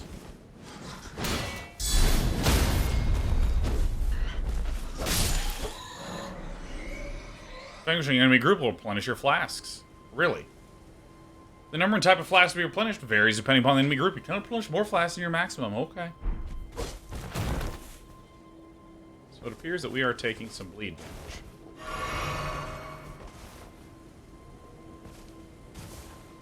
damage. Ugh.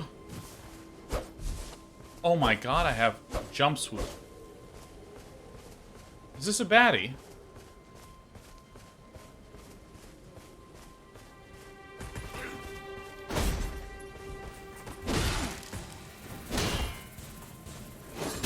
Holy shit, the range on this guy. These enemies are so much easier than in Dark Souls. It is so nice. Hey, Thunderball, I know you had a question. Gatefront Ruins. I know you had a question, and I like answering questions, so, you know, hit me with it.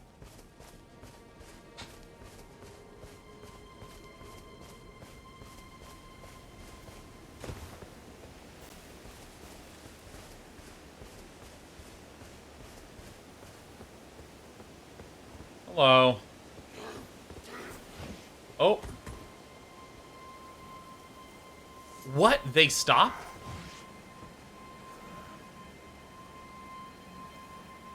Nothing? Anyone?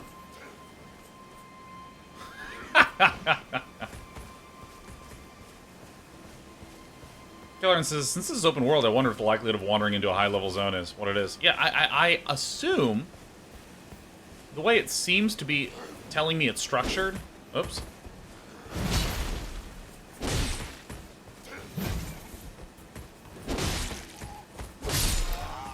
Is that it seems to be in the open world area, these enemies are largely pretty easy.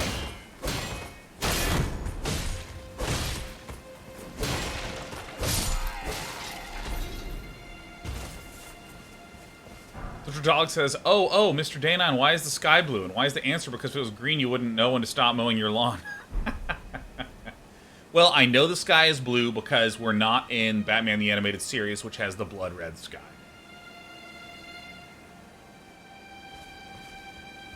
Imagine a game where everything is particle effects. Elden Ring.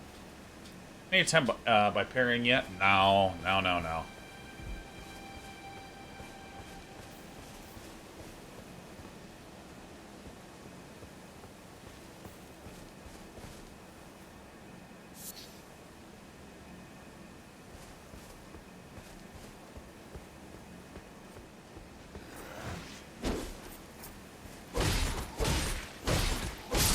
Oh, I saw that shit. Don't think I didn't.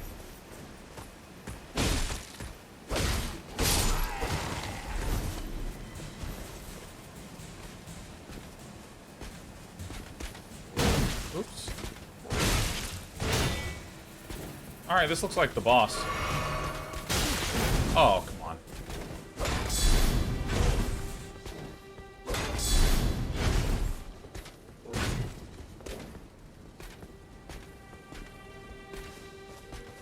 So... is there a kick in this?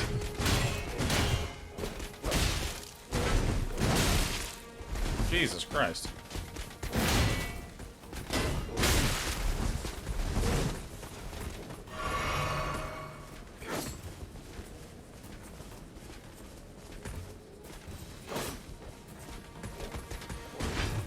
Uh-oh.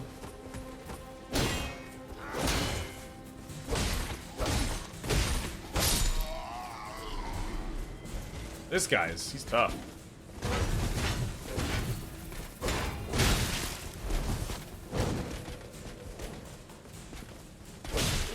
Oh shit, he doesn't stagger at all. This guy's fucking invincible. I'm done with this.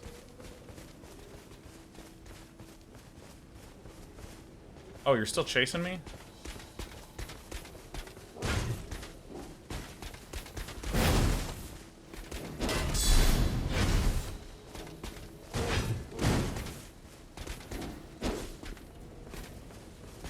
I have to cheese this guy.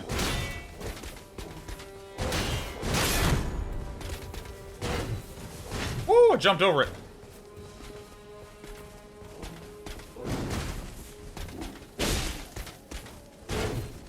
Found it. Holy shit, didn't find it. Get the fuck up, guy. This tarnished bastard needs to just...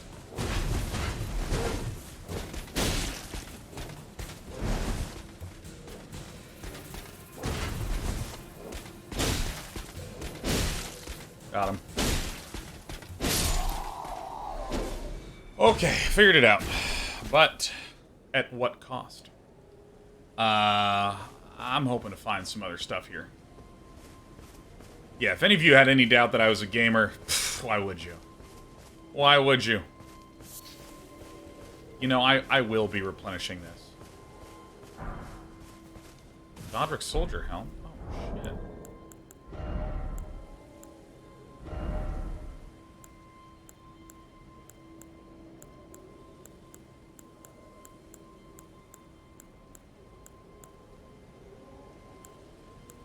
More poise, and I like poise, but I think I'm gonna keep existing stuff. Touch it. Hey, Piers, Mr. D9, what build are you going for? I don't know what builds are in this game at all. But I mean, I'm basically just gonna go for some sort of short sword. Oh, we have a cutscene. I'll shut up.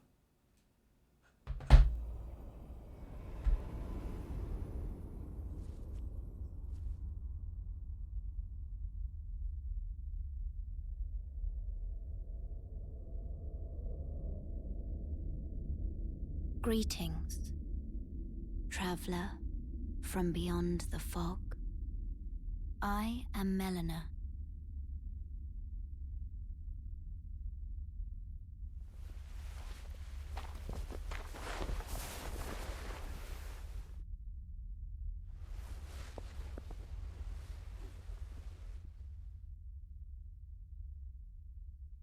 I offer you an accord.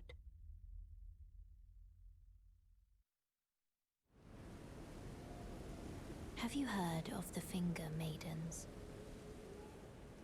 They serve the Two Fingers, offering guidance and aid to the tarnished. But you, I am afraid, are maidenless. I can play the role of maiden, turning runes into strength to aid you in your search for the Elden Ring. You need only take me with you to the foot of the Erd Tree. Runes into strength means she will level you up. Then it's settled. Summon me by grace to turn runes into strength. Ah, another matter. Tell me. I bequeath to you this ring.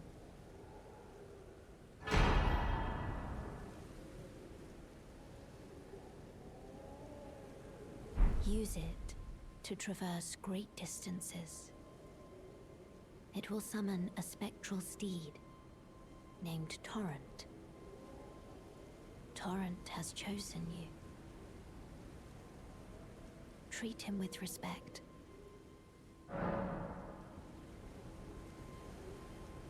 Shall I turn your runes to strength? Let my hand rest upon you. For but a moment, share them with me. Your thoughts, your ambitions, the principles you would follow. So, let's take a look at what the stats do in this game. Okay. Vigor. Accumulative represents overall attribute strength. Oh, no, I see it's over level. Runes health. Yes, here's your level. Here's your runes. Let's see. Attribute for governing HP. Perfect. Perfect. And by the way, if any of you see my screen flicker or freeze or stuff like this, we're going to have to be a little out of order with how we fix things. Because again, the monitor on my streaming PC is dead. Thanks, Ghosty. The darkness speaks. Attribute determines FP. Don't care about this. Endurance. Governing stamina. Affects robustness. I'll figure out what robust is in a sec. Determines how heavy your equipment can be. Perfect. Strength is strength scaling, dexterity scaling. Softens fall damage. Huh. Intelligence is for sorceries and stuff. Faith is for incantations. Arcane. Great. Okay, so the stat system is... I'm going to give my explanation for these. Poise is like my favorite stat in this entire game. Poise dictates... You know how sometimes you'll get hit and you'll see me be like, oh, like that? Let's say I'm swinging my sword and then the enemy hits me and I'm like, oh, staggered, like that. Poise prevents that. So when I played Dark Souls Remastered, some of you may recall, I had an insanely high poise because I was wearing Havel's armor. I mean, it was like ridiculous. I really like poise. I really like being sort of a buff, tanky dude.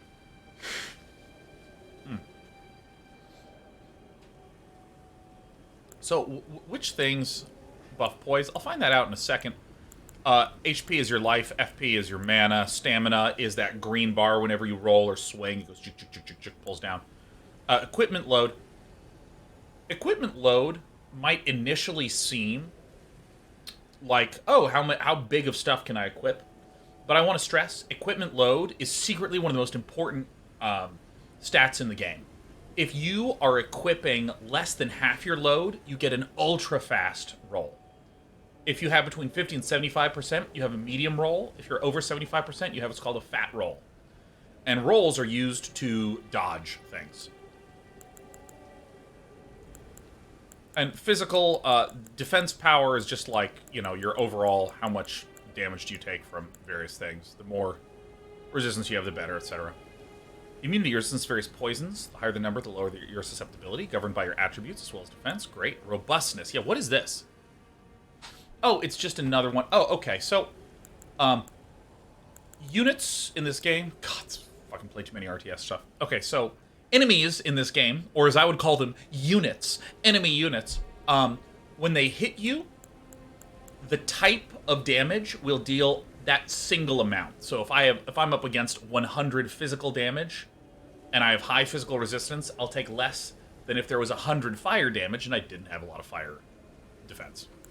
Now, these body ones, there are other status effects you can hit that are kind of like negative passives, right? So like in the previous Dark Souls, there was like bleed, or in Bloodborne, there was like, what was it, your fucking insanity meter? There's different types of poison. There's poison, bleed. There's another one that is similar to poison. It's like plague. They have frenzy, shit like this. It looks like what this game did is it categorized them. So if you have high immunity, you're better against poison and rot. If you have robustness, you're better against blood loss and frostbite. If you have focus, it's resistance to sleep and madness. Vitality, your resistance to death. The higher the number, the lower your susceptibility to instant death. What the fuck? That's so sick. So, I generally want to increase poise. Which one increases poise? Alright, so let's go back. Oops, level up. Shall I turn your runes to strength? I run JT, gifting 5. Happy Thursday. Share them with me. Your So thoughts. this is just hit points. Your ambitions. The principles you would follow. Who doesn't love? So it looks like poise is an item-driven thing. I like endurance, strength, intelligence. I'm a real chump in this game. Do you want to level up? Yeah.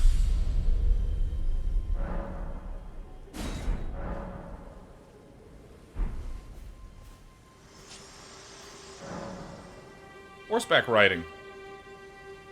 Use your spectral seed whistle to summon and ride your spectral seed. Your steed dies. You can summon it again, but it will cost 1 flask of crimson tears to do so.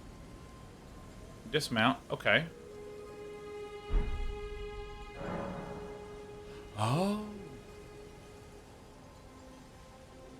From pouch in the menu, you can equip 6 items to your pouches. 4 of those items can be used without opening the main menu.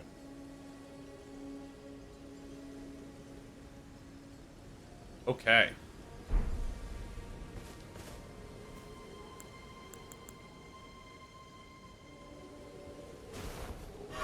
Well, that was the fucking wrong button. What are the controls to this? Do I have to equip the damn ring?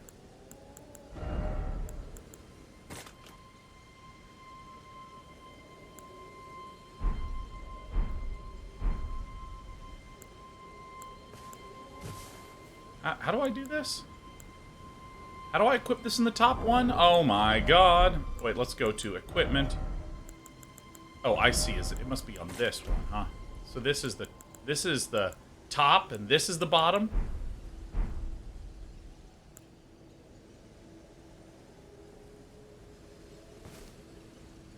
Oh my god, how does this work? Why did it show this on the top?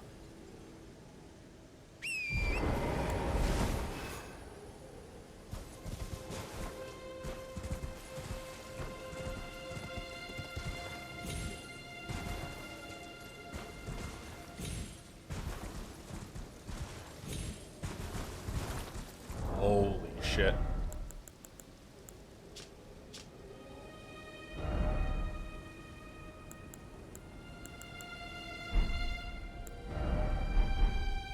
This is awesome.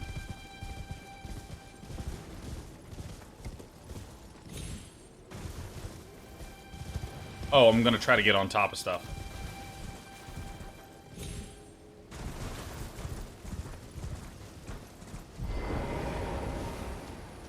Awesome. Oops.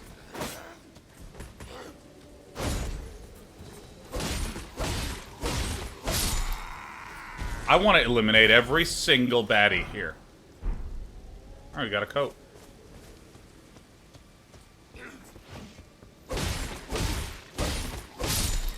Our big scary guy is right there, huh?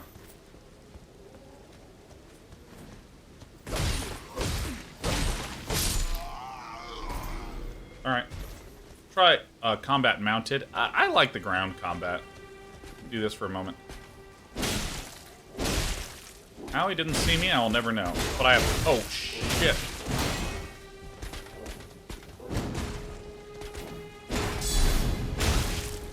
Okay. I get it. He's good. I get it. I gotcha. I'm reading you loud and clear, video game.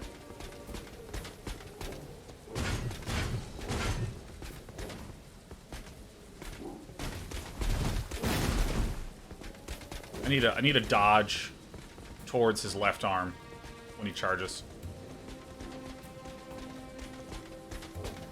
This way. Then I can... Fucking hell.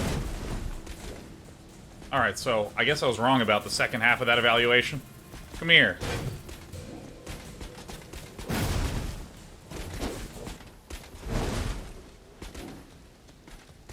Having a sip. Fucking Jesus.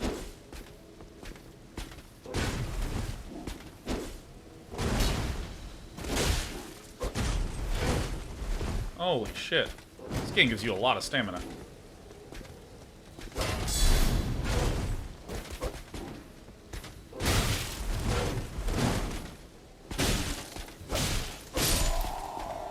Oh my god, we did better, but that guy's he gives me like nothing. Oh, it wants me to parry? No, I'm not gonna parry nothing for nobody. You.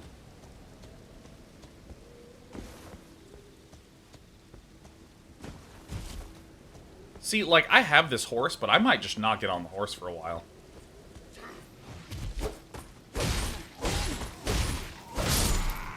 How good are shields so far? I mean, they're strong, Stag City. In fact, for most of these enemies, like, I mean, dude, I have so much stamina. You can get in a lot. So, I mean, like, shields feel really nice.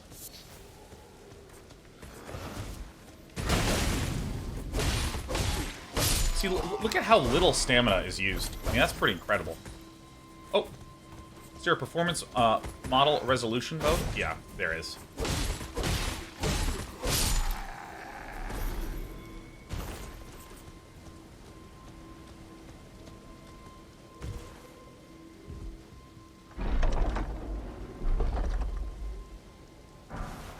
Flail?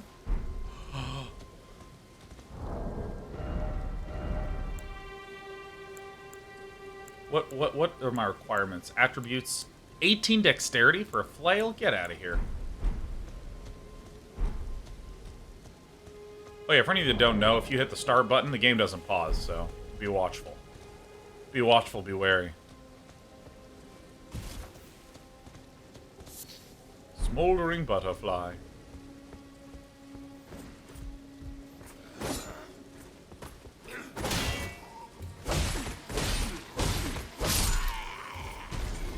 Alright, we have some bad dogs here, not like Cece. How do you pause it then? You don't.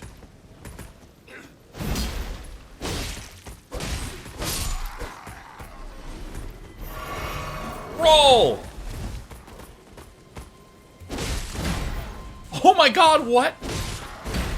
Jumping has invincibility frames? Did you see me jump with my head go straight through? Oh my god, it's incredible.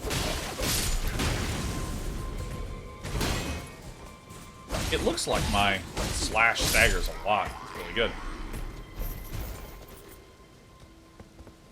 Oh, this is God's doing another 50 gigabyte download now. I thought this is what preloading was for. God.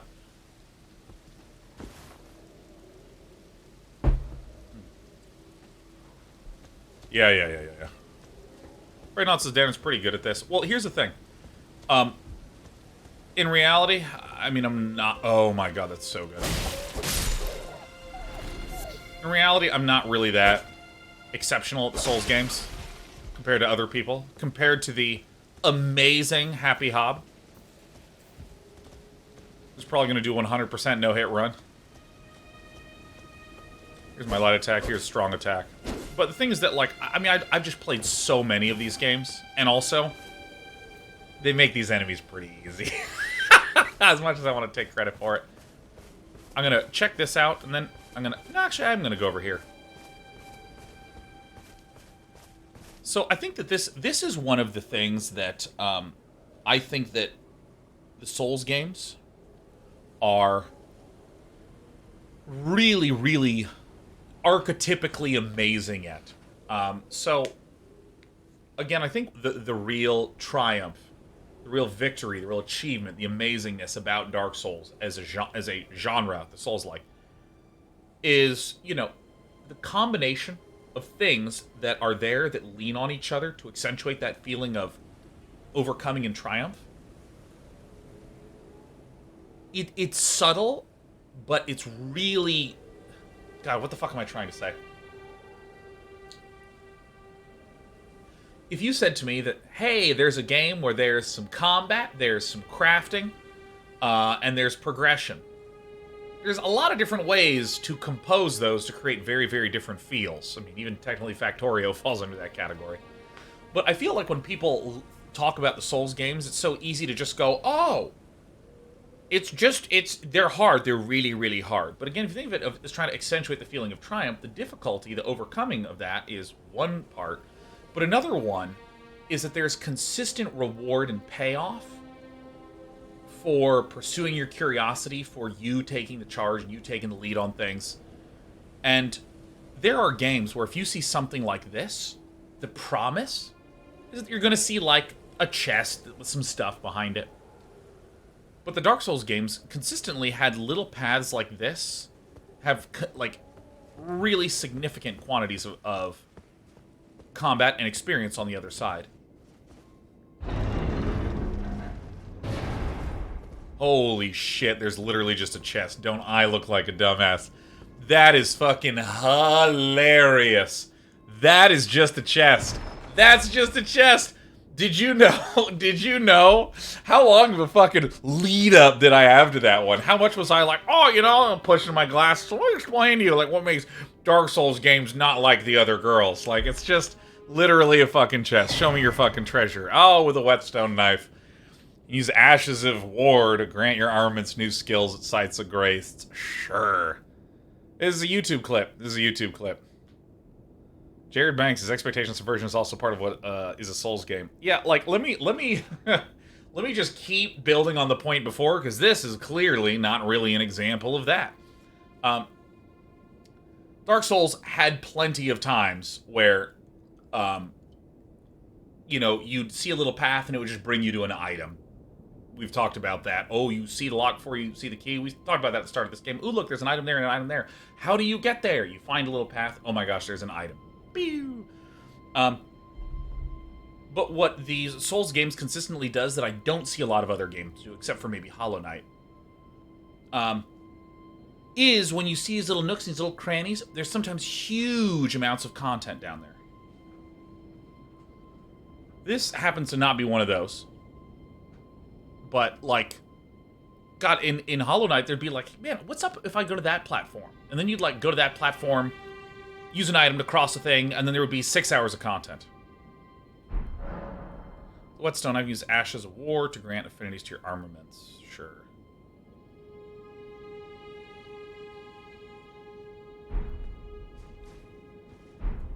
Whetstone knife. Okay, cool.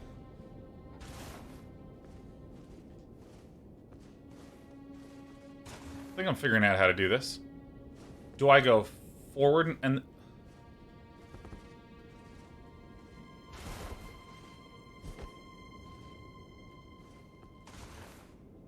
Yeah, how am I doing this?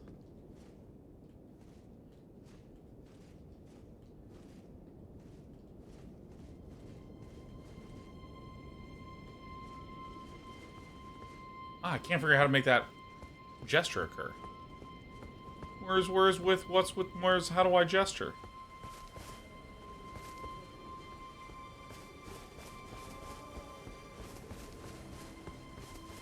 Sure, you can set it up in options. No, I think I'm going to want to instead just keep asking it. I'm just going to ask it again and again and never look at all. Alright, let's look at the... Oh my god. I take it all back. This is so sweet. I love maps. But having it be unmapped for a while, I actually think is I mean, that's very, very Hollow Knight. Usa Z, Gift and 9. What great branding. What great branding this is. I'm gonna finish exploring this little area. We very well never re-enter here.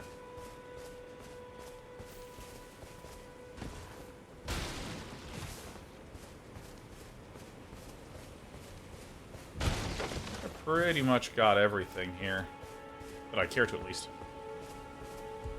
Yeah, this map just looks... It looks so sketched and scrawled. I mean, it's...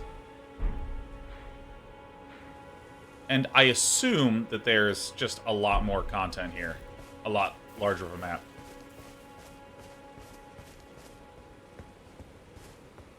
So I'm going to keep wandering. I have this whetstone to add affinities to my blade, but I kind of want to wander this way. Will I run? No, dude, hell no. Dude, look at these light rays that are just coming down. I mean, this is incredible.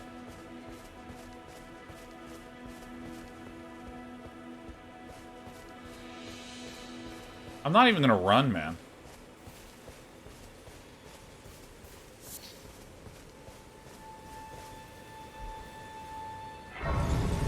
Lost grace discovered, arrested the grace site. So, again, for those who... I'm trying to speak a lot to those who are non-soulsy.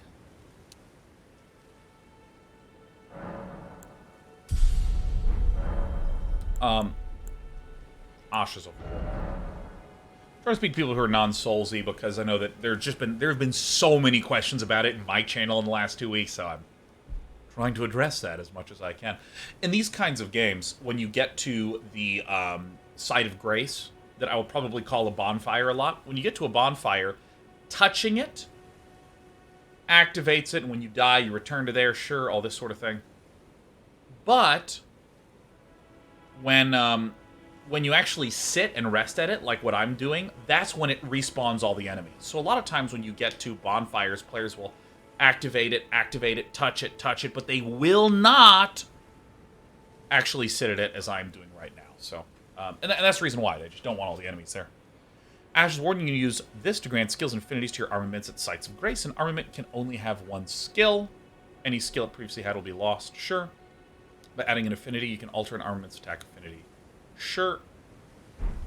Okay, so I assume that what this means is that this...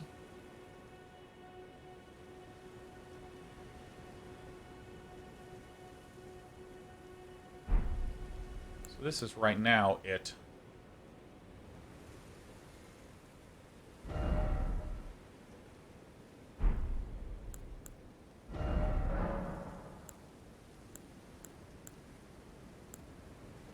Affinity granted.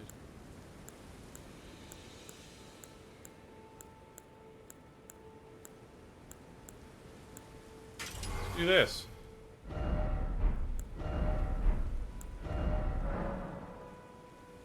Undo enhancement. Okay, so I'm understanding now. So excuse me. I presume that this is like you get to equip a gem slot in your weapon. Oh, this actually reduces it quite a lot, huh?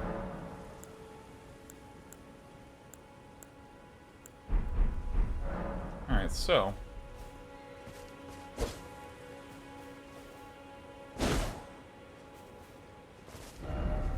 Oops. Get me out of here, get me out of here. This is the thing I'm trying to hit. How do I cast this spell?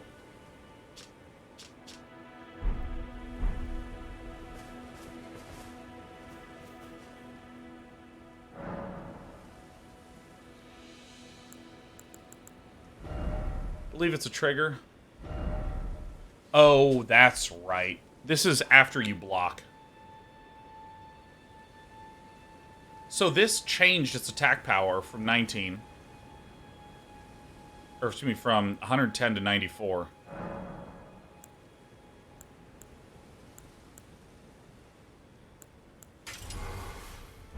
So this will make it...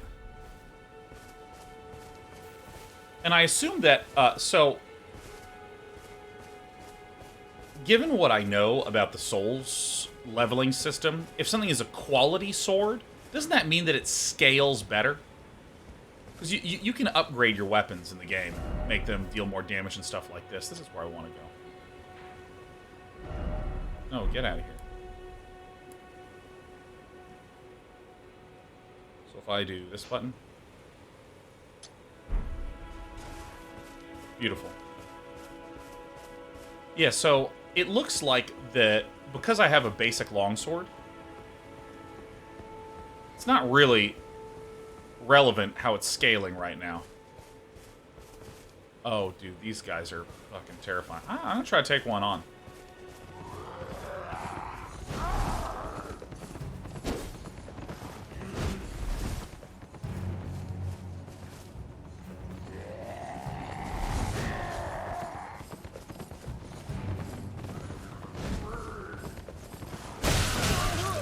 Holy shit.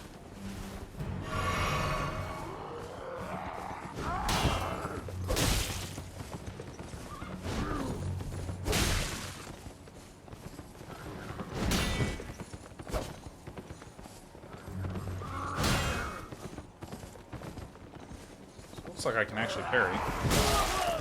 No, I can't. Okay. Alright. It's actually fine. It's actually, like, not a big deal. I died and I deserved it.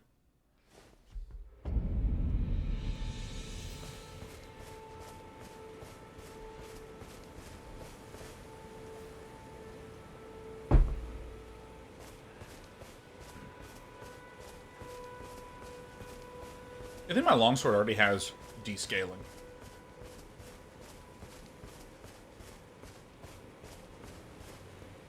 Get in my rooms. Hey, jerk.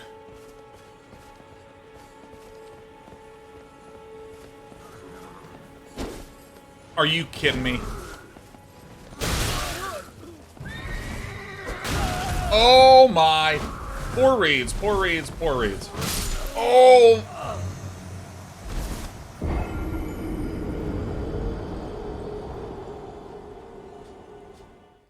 Cavalry are rather powerful. You know what I'm gonna do?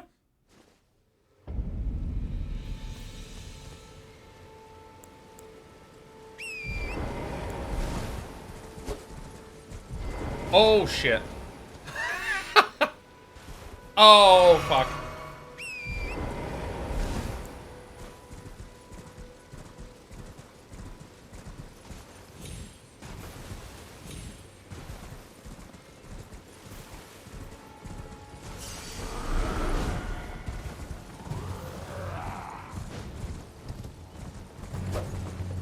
Holy shit.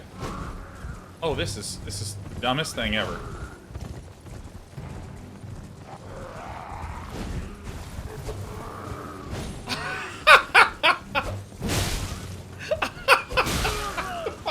Double jump. Whoa, jumping right over you, baby. This is fucking hilarious, man. Okay. Let me just run this way.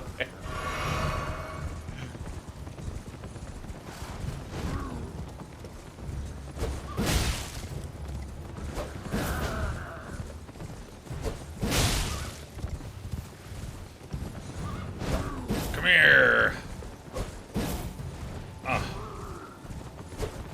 Oh.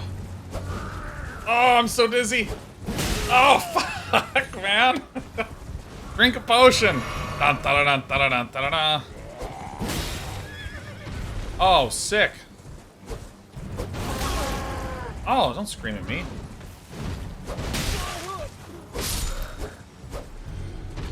Alright, I gotta sit down for a second. I feel like really sick.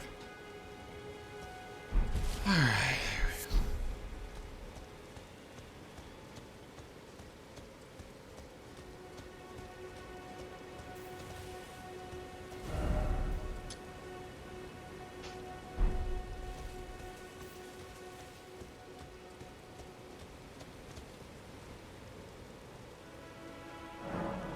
Use bird's eye telescopes found in various areas to get a bird's eye view of terrain in the direction.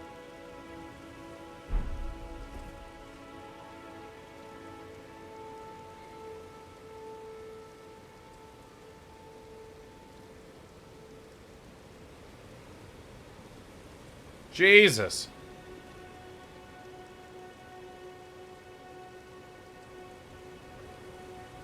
Oh my god, the enemies are rendering too.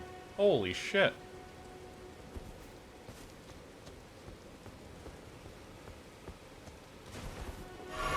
Phantom of Ares, what an awfully gorgeous new mod badge you have. Welcome, Phantom of Ares. Hey everyone, Phantom of Ares. New mod here. What up, Phantom? Remember, you have no obligations. That's right. A sickening amount of pressure here on the mod team. Occasionally I will be like, why isn't my audio, could someone, oh my god. Oh, look, oh gosh. Look, it's all of you upon seeing that Phantom of Ares is a new mod. You're just, oh god, please don't ban me. Ah, get out of here.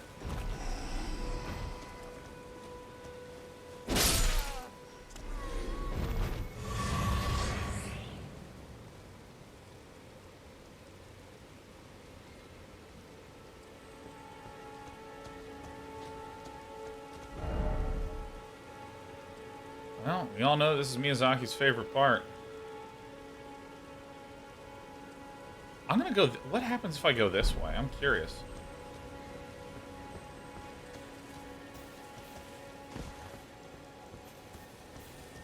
Are you killing chat? They're just minding their own business. Oh. I mean, it's like... that's like one of the absolute esteemed favorites. What the fuck?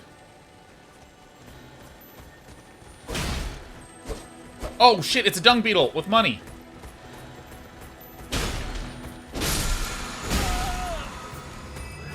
Termination. Oh, fuck. Fuck. Ah, wait, actually not done with that.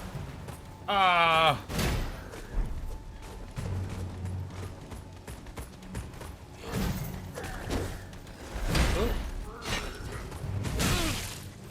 Alright, isolate and pick off.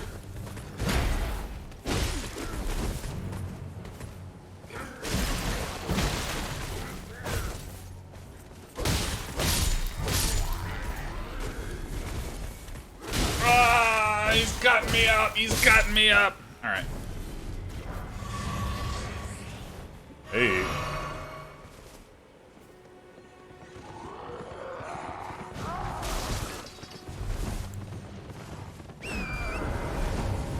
Oh, dude.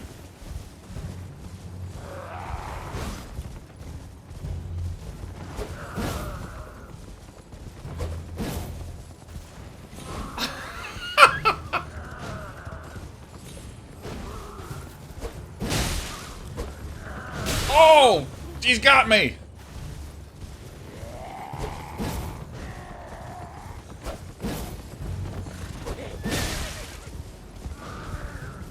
Oh, shit.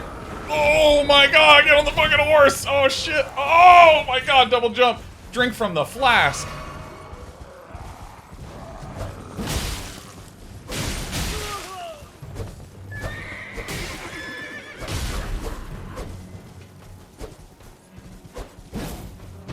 Oh, fuck. Double jump.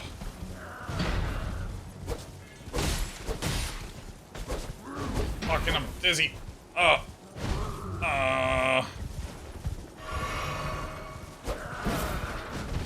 It's so hard to aim with this fucking horse. Oh, there's a pig. Get off.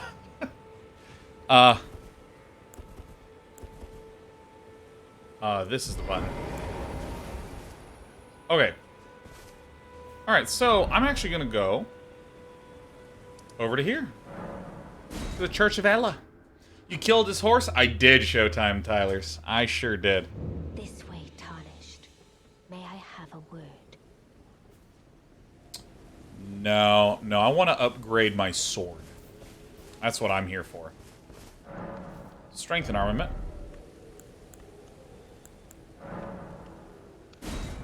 Longsword +1.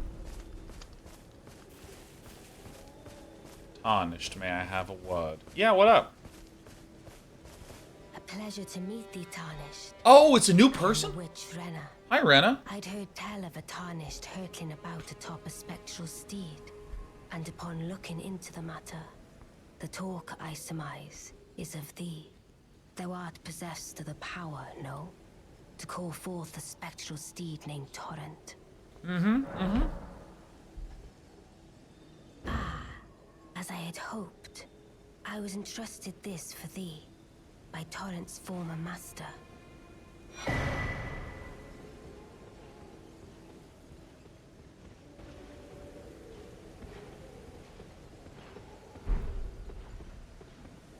Tis a bell for calling forth spirits. Summon them with it. From ash and return to the Erdtree, the spirits will obey thine command but briefly, as they recall battles past. Now it is thine, to do with as thou wishest. If you can't connect to the internet, you can always summon spirits. Only summon one type of spirit at a time. You cannot summon spirits in multiplayer. Got it.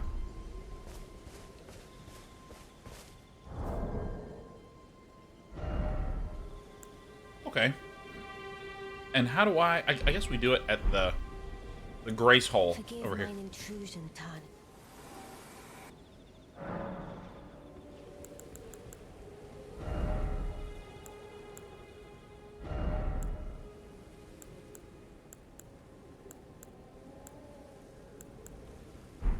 Alright. Yo, Melina.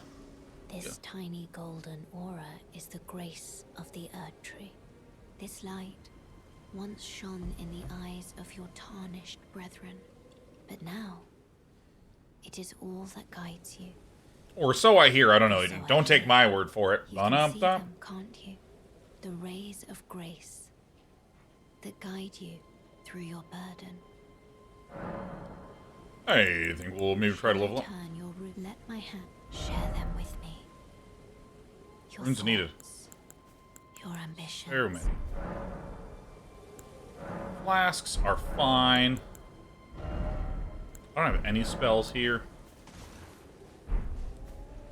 I'm gonna sell some stuff. I'm gonna sell some things. Wait. Well, you're back. Care to buy something. Let's see. Flail, I'm not gonna use. I don't like this item. That's just preference from having played these kinds of games before. Godric Soldier Helm. Yep, let's get rid of that one.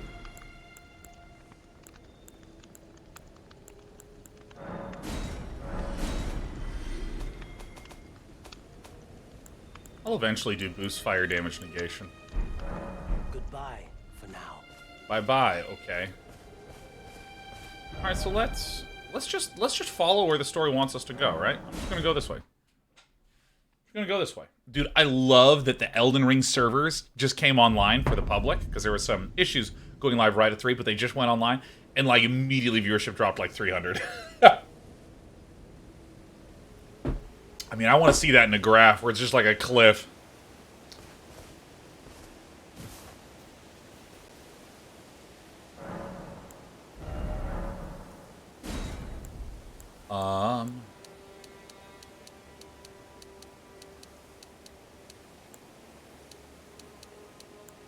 Go stamina. There's me endurance again. I like having more stamina and equipment carrying weight. Storm Gate. Or more like VFX Gate, man. This thing's great. It's gorgeous. Acquire me.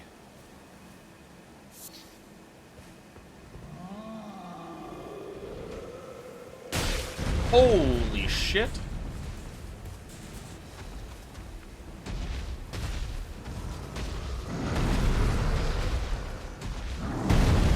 Where are those arrows coming from? Ah, I see.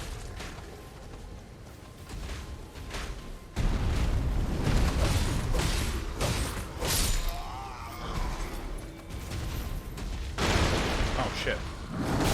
Okay, that's the jump button. Oh my god, that's fuck out of here, man.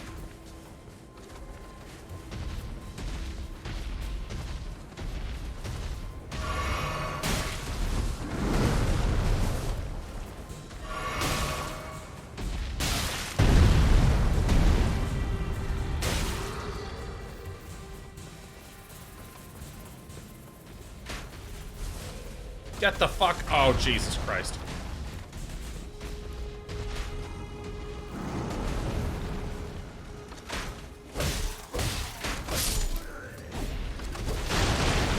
Fuck, fuck, fuck.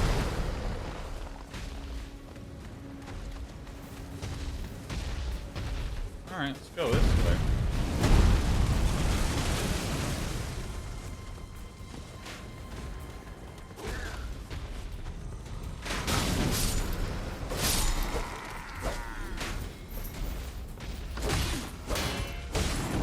Oh, Jesus, scared the shit out of me.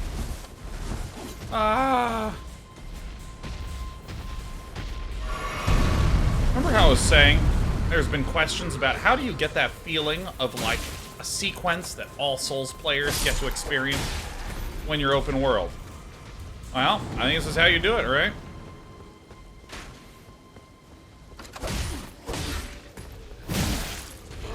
Oh my god, get the fuck out! Alright, now just this bastard.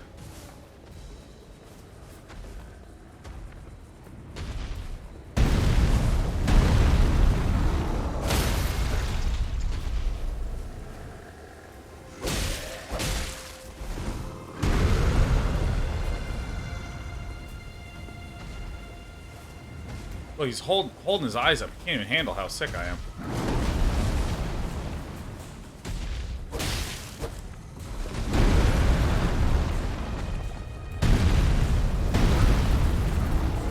That has some range.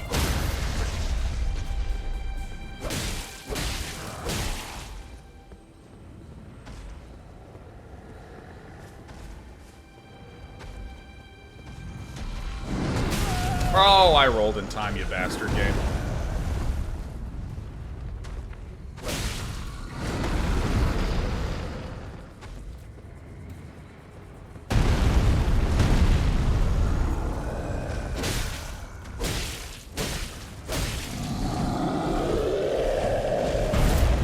Okay.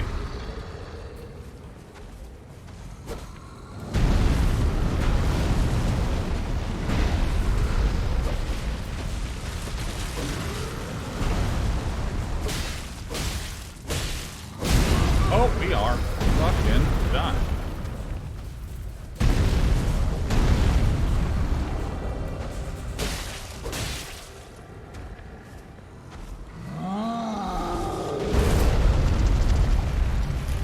Collect the item.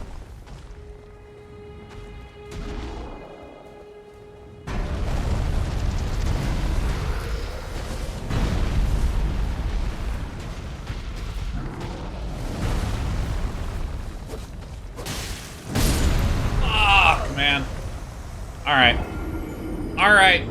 Alright. We got kind of close. We got kind of close. Ay. It's okay. Sometimes you're just two-shot plot, you know what I mean?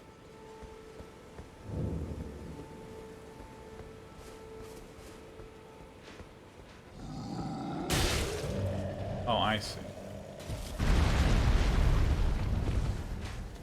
Actually, wait a minute. Can I just bring him out here? Oh, shit. Nice.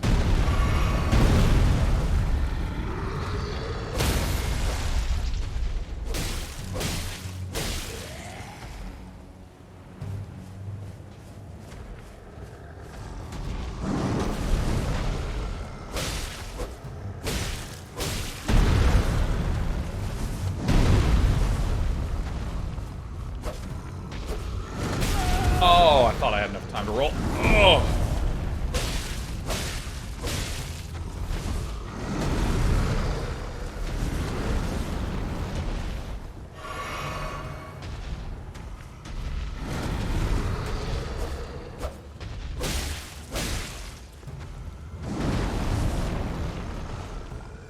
If I can get him to do his... Oh. Oh, that came out a little sooner than I anticipated.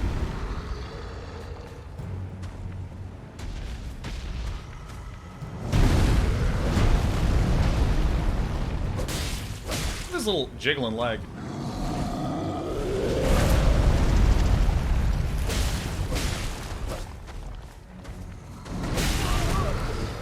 Shit. Oh, wrong attack. That was not the attack that I thought that he was doing. Oh.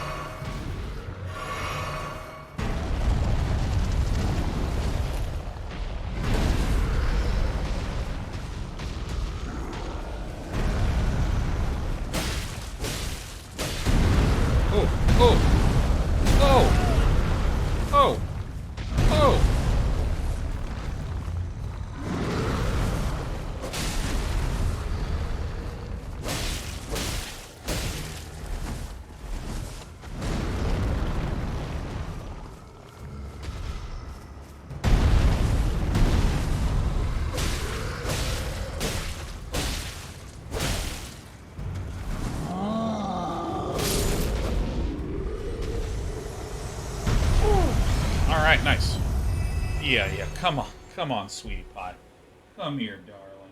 Oh, yeah, there it is. Oh, alright, let's rotate all the way up. Come on, all the way up, darling. Come on. Come on, little tiny buddy. Come on. There we go. There we go. We have the untarnished little Share Bear.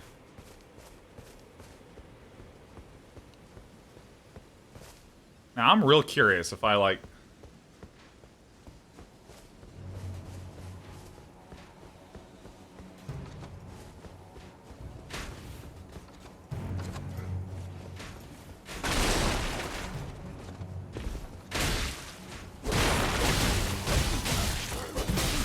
Oh, fuck! Alright, what is this? Oh, shit, there's a guy right here. Oh, I never even saw this guy. We are. Oh, shit. We died. Now, my question is, does the giant respawn? Because, you know, sometimes there's, like, the narrative explanation, like, well, the giant's not tarnished, so, you know. Flamegrave.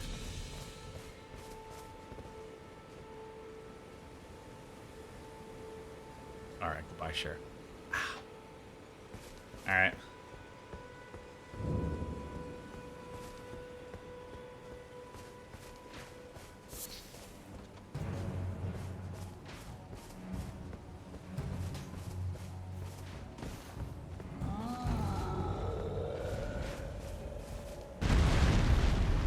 Come, my friend. Right, is this way.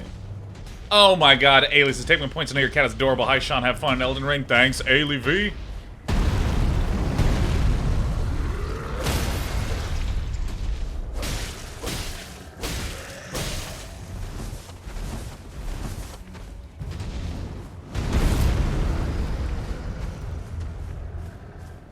I can do this without getting hit.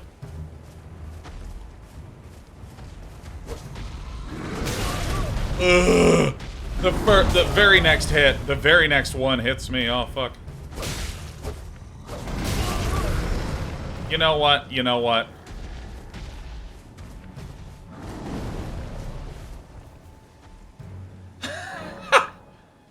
Alright. Alright, that's good.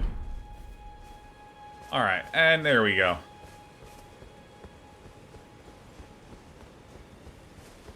I think I want to proc the little bastards.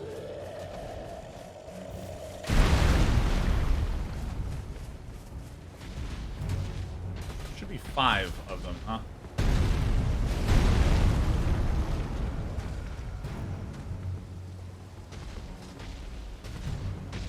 Alright. I do this without getting hit. It's like not a deal.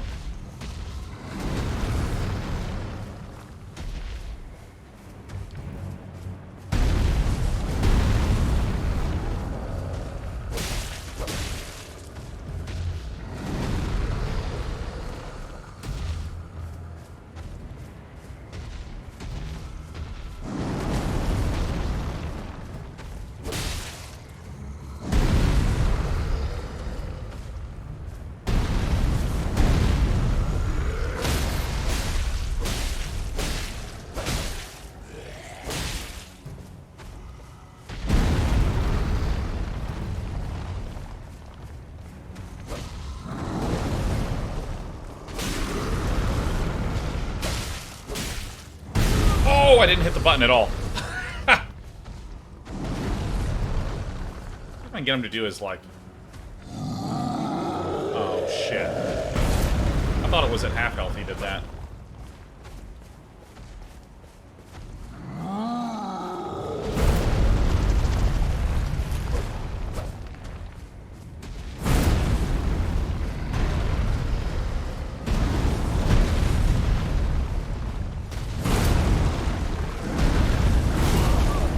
Jesus, I didn't even know I could do that many in a row.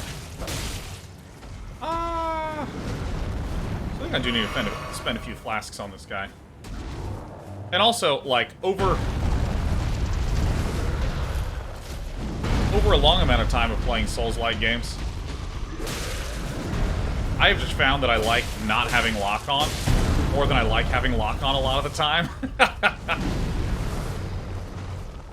So that's why I'm off lock on in a lot of this.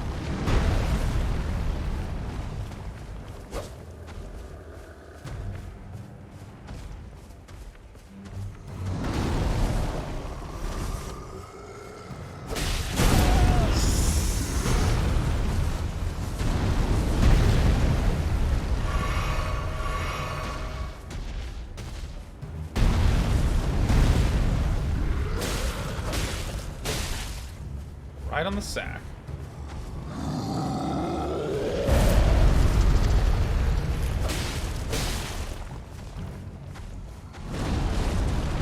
Oh, wait. Oh, my God. I know what I'm gonna do.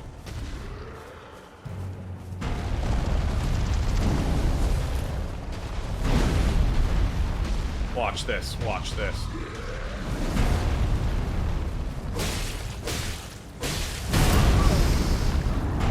Stop watching for just... Give me a second, huh?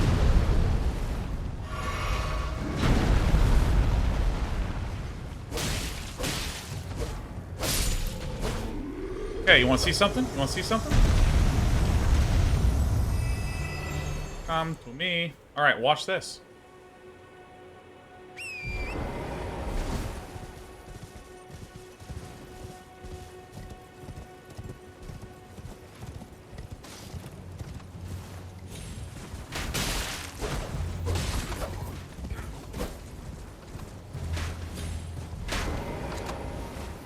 Holy shit. Oh my god! Stop watching! Oh! Fuck! Get the fuck off the lock on!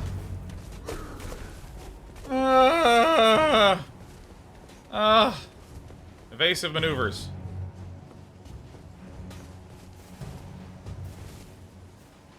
Good, they're coming. Like the camera says, would you like some information that isn't really spoilers about the UI that isn't really explained to you at all? Yeah, sure, why not? Da-da-da. Da-da-da-da-da.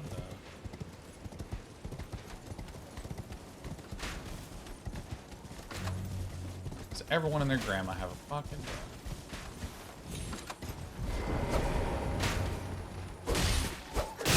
Oh, God, I keep hitting the wrong fucking button. What? Fucking hold your sword up, you fucking asshole! Yeah, go ahead about the UI thing.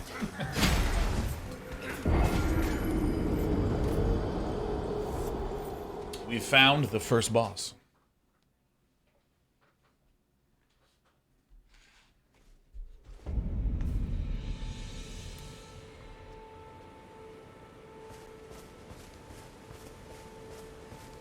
Oh, look at the Care Bear. Yeah. No, I knew about that. I don't like the spirit summons. So if I do this...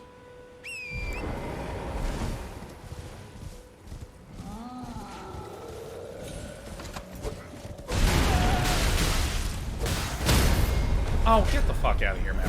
Dude, the fucking... Holy shit, the horse combat is fucking horrible. Oh my god. Dude, horse combat fucking sucks ass. I gotta change this up, man. Alright.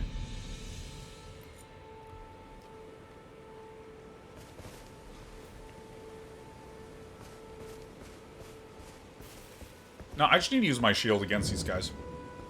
I keep trying to just, like, gang up on them at the end. Because, like, if I just sit here like this, it's actually quite straightforward to just walk up.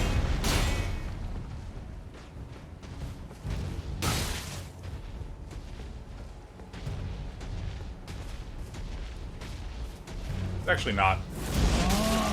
What the? What is this bullshit?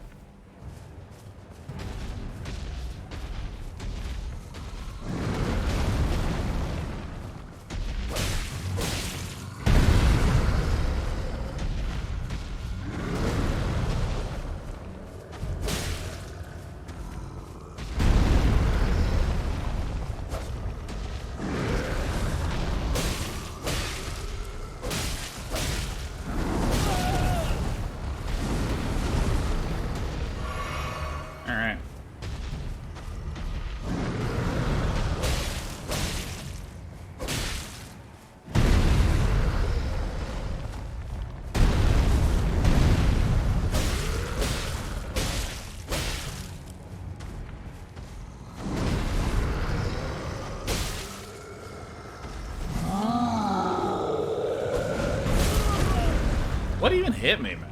What even?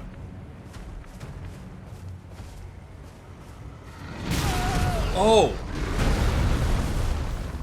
Alright, different move than I thought. Alright. Different timing than I thought.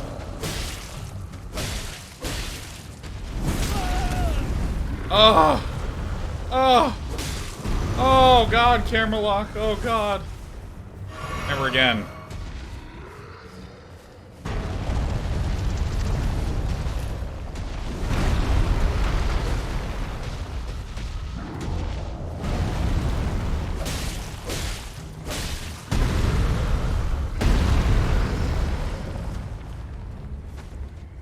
When he gets his big sword out, he has, like, more steps.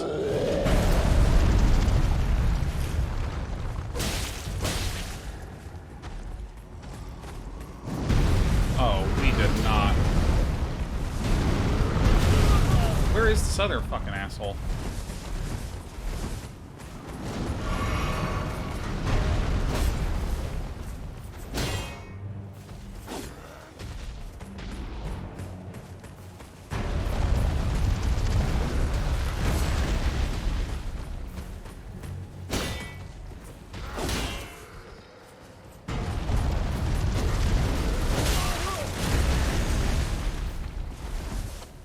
Bullshit right here. Yes, this is what I've been waiting for, is for this giant to hit this guy.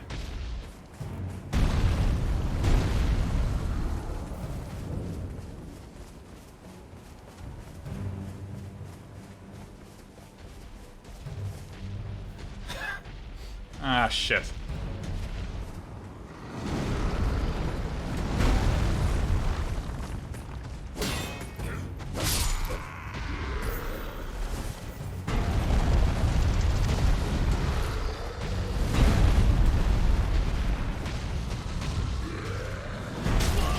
Oh, that hit me? Come on! Ugh.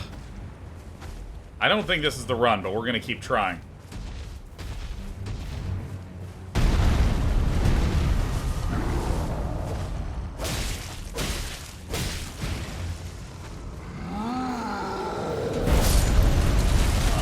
Oh, it's an AoE. Oh, alright, alright. Today we learned. Alright, some serious learnage just occurred in Camp Shantown. Some serious learning. Alright, here we go.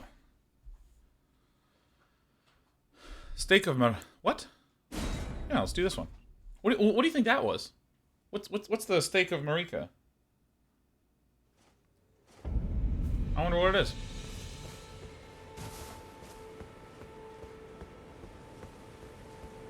Hey, what up, guy?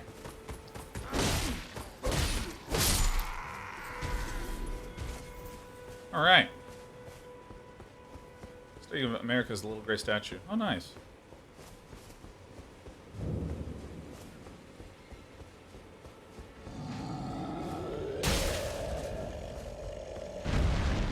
I think I'll fight him out here and he'll be fine. Ow.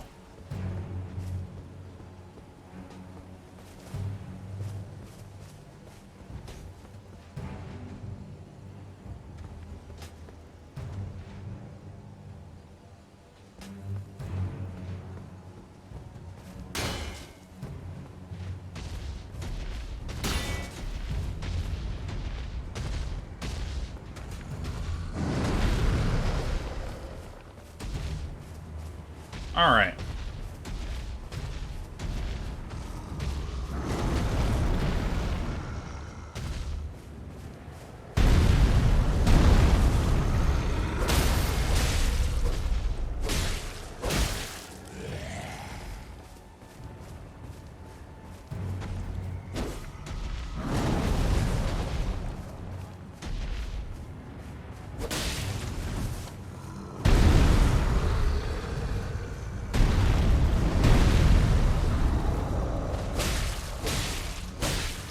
Hit him in the face.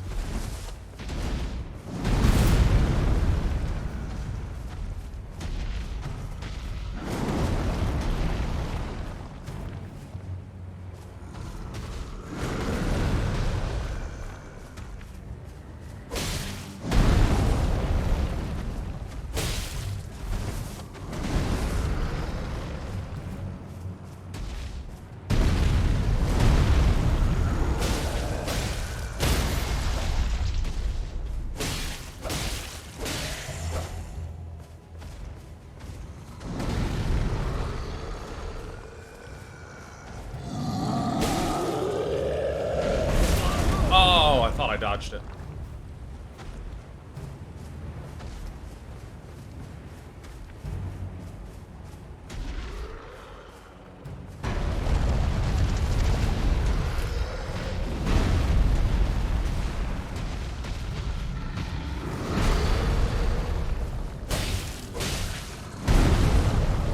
Just need to use my shield more.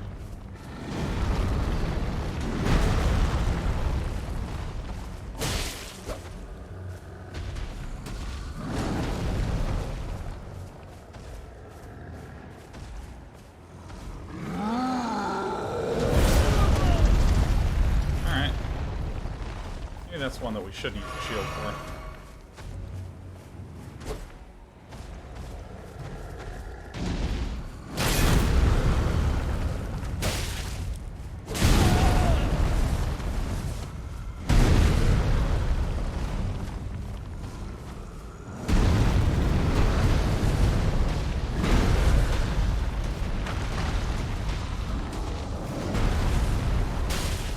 Fucking hell.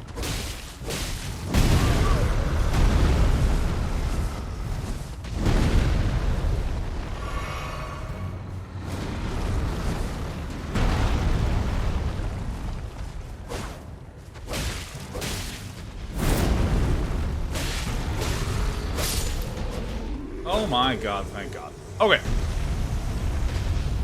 Oh yeah, I keep forgetting to pick up these things. Okay.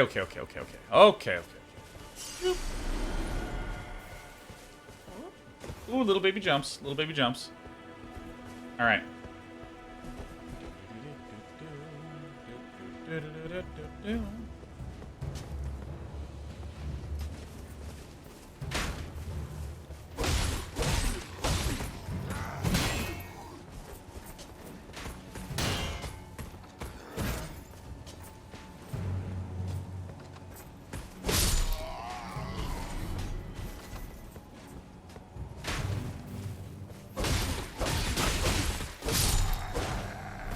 We're doing it.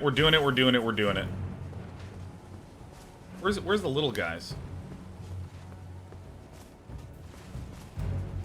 These guys like blend right into the environment. Their entire armor is like super desaturated. Shit, they attack fast too. Oh.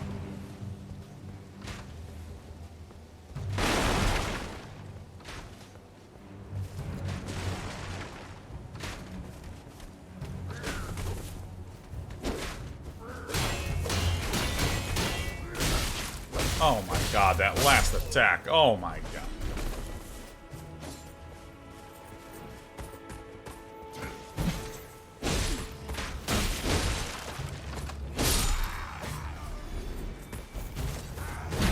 We're doing it. Oh. Godric Soldier Greaves. Oh my god, we did it. Well, time to not save.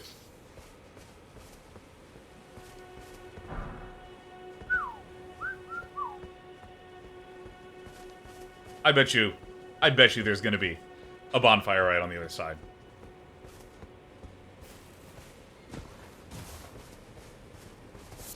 I mean, I'm acquiring the materials, but I mean, I gotta be honest. Like, this sort of crafting stuff, I'm always like, whatever about, you know?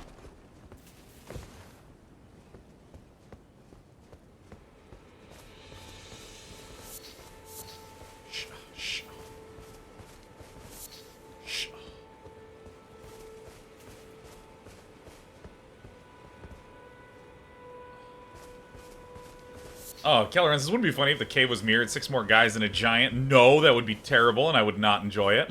I mean, you'd love it. Oh, yeah, today not another giant. Oh, may you die swiftly. All right.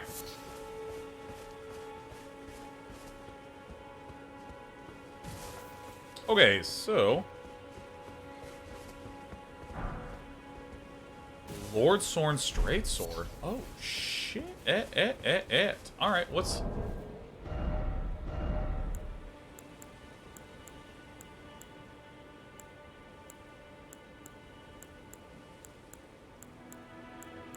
It's a little weaker, but this one is a +1. Let's see what this is like.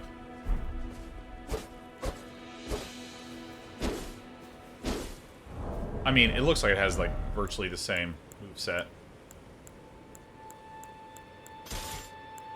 What's the weight on this? Both 3.5? Alright. Something to sell, something to sell.